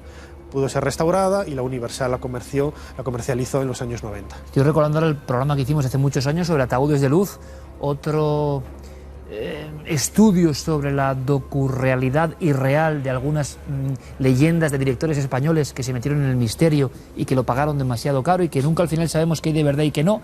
Hay un puñado de películas que tocan este asunto, ¿no? Algunas tienen que ver con fenómenos parapsicológicos, pero nunca un rosario de desapariciones, muertes, también, claro, un tiempo muy convulso. Tan convulso, Nacho, que tú que has visto bien todo el metraje, hay momentos en que aparece prácticamente las milicias, se va todo al garete, se apagan las luces, es decir, es una película hecha en trincheras prácticamente. Totalmente, Armand Guerra era un personaje vinculado al anarquismo y nunca lo ocultó. En muchas escenas podemos ver cuando llegan un coche los protagonistas a la puerta de Atocha, se ven los milicianos bajar de los coches, en la mesa de la terraza donde ellos están se les ve caminando con los fusiles en los alrededores. No era atrezo cinematográfico, desde era luego la que verdad. No era atrezo, eran protagonistas reales de lo que sucedía en aquellos años. Hay que pensar que la película acaba de ser rodada en septiembre, y otro hecho insólito es que muchas de las tomas, aunque fueran grabadas a cañón, como decía antes, en una sola toma, muchas de las escenas, se puede ver perfectamente los cambios de luz, los movimientos del trípode por los bombardeos que se estaban realizando a pocos kilómetros, que en ocasiones pues hacía que la luz se perdiera y hay bajones y subidas de tensión. Todo eso se puede ver en esta película maravillosa, Carne de Fieras. Nacho, una película que Teresa Viejo precisamente definía, dejándolo ahí en el reportaje que has hecho, como que todos tenían que ver con algo siniestro, ¿no? Claro, tantas desapariciones, muertes, no saber identidades, esto en el cine, que es un mundo que está, digamos, como muy fichado a nivel incluso de sindicatos del arte cinematográfico. Todo el mundo que hace una participación tiene su ficha. Es raro que haya tantos misterios, ¿no? Yo no sé a qué se referirá Teresa Viejo, pero lo podemos dejar ahí, ¿no? En su impresión metida en el tema, como si todos hubieran participado de una cosa nefasta, ¿no? Como la fatalidad rodeó a todo lo que tuvieron que ver con esa película. Sí, a uno se sobrecoge cuando ves la película y conoces el contexto en el que fue rodada, ¿no? O sea, en esos mismos días, cuando se estaba rodando Carne de Fieras, España estaba levantada, pues luchando hermanos contra hermanos, como siempre se ha dicho, con todos los problemas que ello conlleva, no solamente desde el punto de vista técnico, sino también, recuerdo ahora otra anécdota del problema que tenían para alimentar a los leones, para claro, no los iban a tener hambrientos y que luego la pobre Marlene Gray caminara entre ellos y danzara entre ellos, ¿no? Era otro de los grandes problemas que tenían para el rodaje de la película. La realidad supera cualquier guión. En el caso de Carne de Fieras, también. Les hemos traído aquí, después de 40 años de largo olvido en algún rincón del Rastro de Madrid, una película que decían que era leyenda y que no. Ahí está, un reportaje cinematográfico misterioso de nuestro compañero Nacho Ares. Nacho, hasta la próxima aventura. Gracias, buenas noches. Iker. Gracias, compañero. ¿Alucinante o no? Vámonos directamente con las imágenes que ustedes captan, ¿no? Haciendo de directores de sus propias historias. Fotografías de Cuarto Milenio.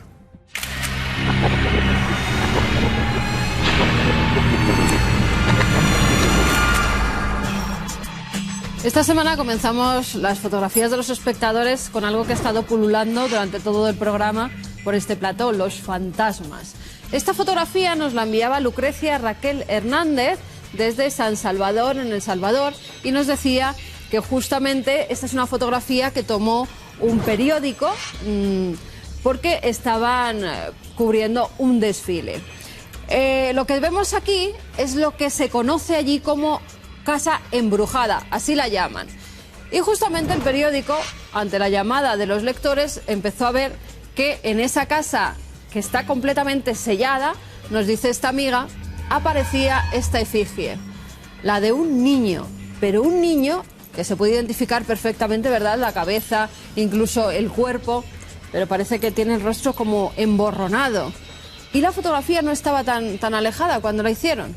Ahí está, vemos perfectamente ese perfil y dónde estaría situado ese pequeño. Un niño por la altura que tiene, y se ha comprobado que con la ventana tiene que ser una figura bastante pequeña. Nadie sabe absolutamente quién puede ser ese pequeño, si verdaderamente es el niño fantasmal que dicen que ha embrujado esa casa. Nosotros no hemos podido acceder a los negativos de la fotografía, pero si alguien tiene más datos sobre este edificio encantado o sobre la imagen que vemos, incluso desde el periódico que lo publicó, Prensa Gráfica, nos pueden enviar el original, pues estaremos encantados en analizar 100% la fotografía para poder llegar a una conclusión y ver si hay algo raro verdaderamente. Y nos vamos hasta Cuba. Desde allí nos llegaba esta imagen, nos la enviaba Paco Vidal. Nos dice que fue tomada en el pueblo de Baracoa en septiembre del año 2013.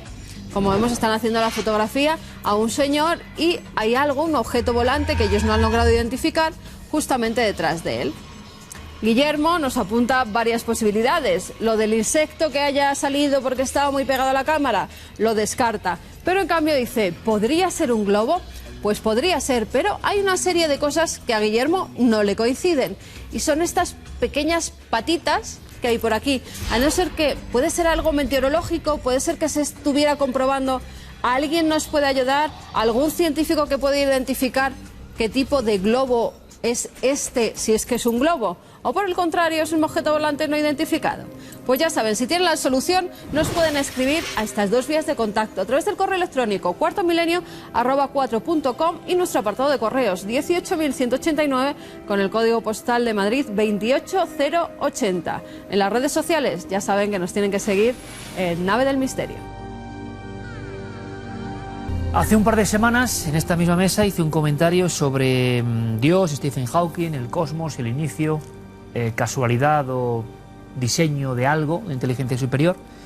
Y bueno, tampoco me ha sorprendido tanto, pero es verdad que ha habido mucho eco, mucho feedback con todos ustedes, mucha cuestión de retorno, ¿no?, de lo que ustedes opinaban.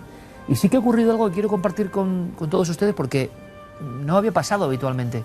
Y es que el comentario en sí ha salido en portales de televisión, en los principales portales de televisión, algunos magníficos y de información constante. Por tanto, me he quedado un poco, sí, no sorprendido, pero extrañado. Y también en algunos medios ya esenciales, ¿no?, en la comunicación digital en nuestro país. ¿Será que hablar de esto extraña todavía, no? ¿Será que se habla poco? Se habla poco de la dinámica. ¿O será que yo soy un loco arriesgado en meterme con la sacrosanta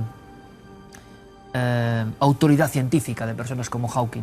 Bueno, yo pienso que los comentarios se hacen para que haya debate después y que todo a favor o todo en contra, pues tampoco sería muy útil, ¿no? Lo importante es el trasvase de opiniones y aprender todos un poco, yo también, por supuestísimo, yo el que más. Pero existe esa especie de entente cordial y casi nadie, si no es un científico de primer nivel, y pocos se atreven, hablan de estas cuestiones en la televisión de hoy. Ojo, en los foros científicos y en los foros filosóficos, evidentemente, se hace. Yo empezaba este programa, ustedes lo han visto, si han aguantado hasta ahora, con un número, ¿no?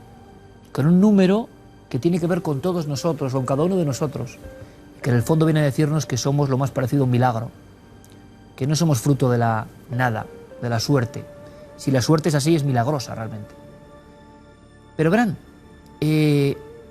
yo me manifesté, que es lo que creo ahora mismo. También dije que ahora mismo, yo no sé si en el futuro tendré otras evidencias en un sentido o en otro, como partidario de la existencia de una especie de padre cósmico, de relojero cósmico, de entidad superior, no sé, que generó y tejió los rudimentos de la realidad. Claro, la pregunta absolutamente no sé de qué nivel, pero bastante de perogrullo, de ¿y por qué hay gente que sufre y todo eso? Es que no tiene que ver con lo que yo estoy contando. Yo también me lamento mucho y sufro también en ocasiones, ¿no? Pero ¿quién teje el universo? Bien, resulta que yo tengo esa opinión, sincera. Ahora, si me dicen ustedes, y antes de crear el universo, esa entidad que hacía, pues sinceramente ni lo sé ni sé cómo responderlo.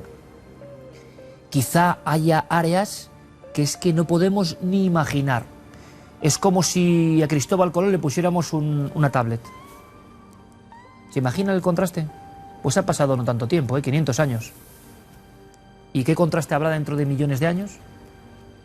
Hay realidades que no podemos ni somatizar, ni asimilar. Y quizá nos encontremos ante conceptos que nos parecen imposibles, pero imposibles para nosotros, pobres humanos, en mitad del espacio, creyendo conocerlo todo. Sí que hay algo que es sorprendente, de verdad. Me preocupa lo que está pasando en algunas zonas del planeta, como por ejemplo esas revueltas en Irak y Siria, esa barbarie, porque resulta que están bombardeando al lado de templos que yo he ido a filmar allí. Recuerdo que a Carmen y a mí nos impresionaron muchísimo.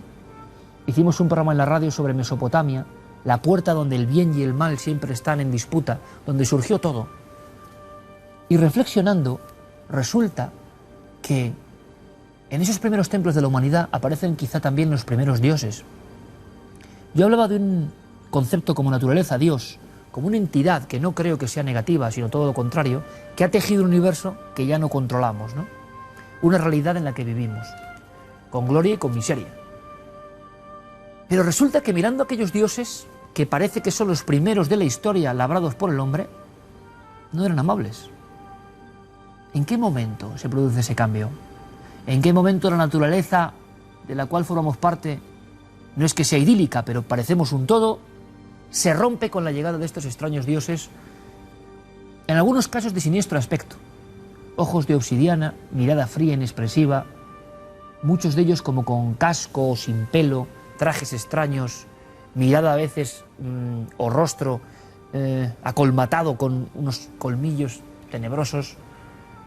Uno ve esos dioses y no ve bondad. En cierto momento, hacia el 10.000 a.C., en la frontera hoy bombardeada de Turquía y Siria, llegan estos dioses, se hacen presentes. Y la humanidad los idolatra. Yo he estado en esos lugares y he sentido el escalofrío. No me parecía un padre cósmico bondadoso y acogedor. He estado en las cavernas y he visto dioses diferentes, más antiguos todavía. Alguno me parece relativamente extraño, pero no llega a ese cambio que se produce en el 10.000 a.C. He estado en las pampas de Sudamérica, en los rastros más antiguos del Perú, en las primeras culturas del continente nuevo, y he visto unos dioses igualmente siniestros y extraños. ¿Quiénes son? ¿Cuándo llegaron? ¿Cuándo la idea de que somos hijos de la madre naturaleza igual a Dios, para mí, se rompe esa cadena? ¿Cuándo? ¿Y por qué?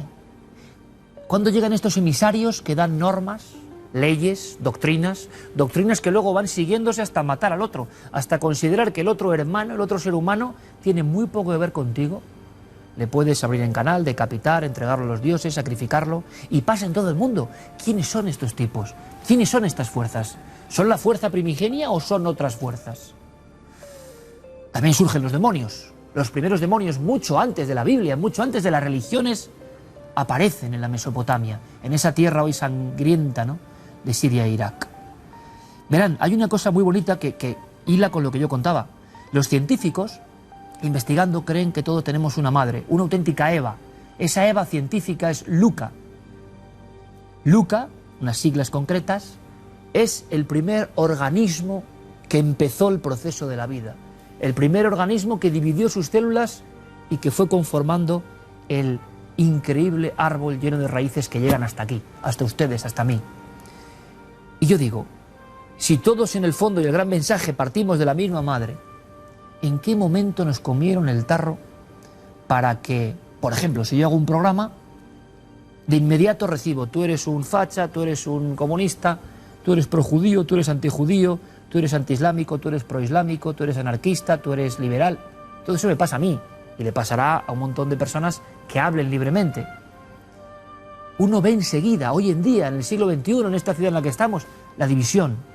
Cada persona pertenece a un cubículo, a un mundo que odia al que está al lado. Ya no hablamos de razas o de cuestiones económicas, ¿no? Y yo me pregunto, ¿en qué momento se produce esa división de la naturaleza? Muchos piensan que es en el Neolítico, en esos dioses, en esos templos ahora bombardeados.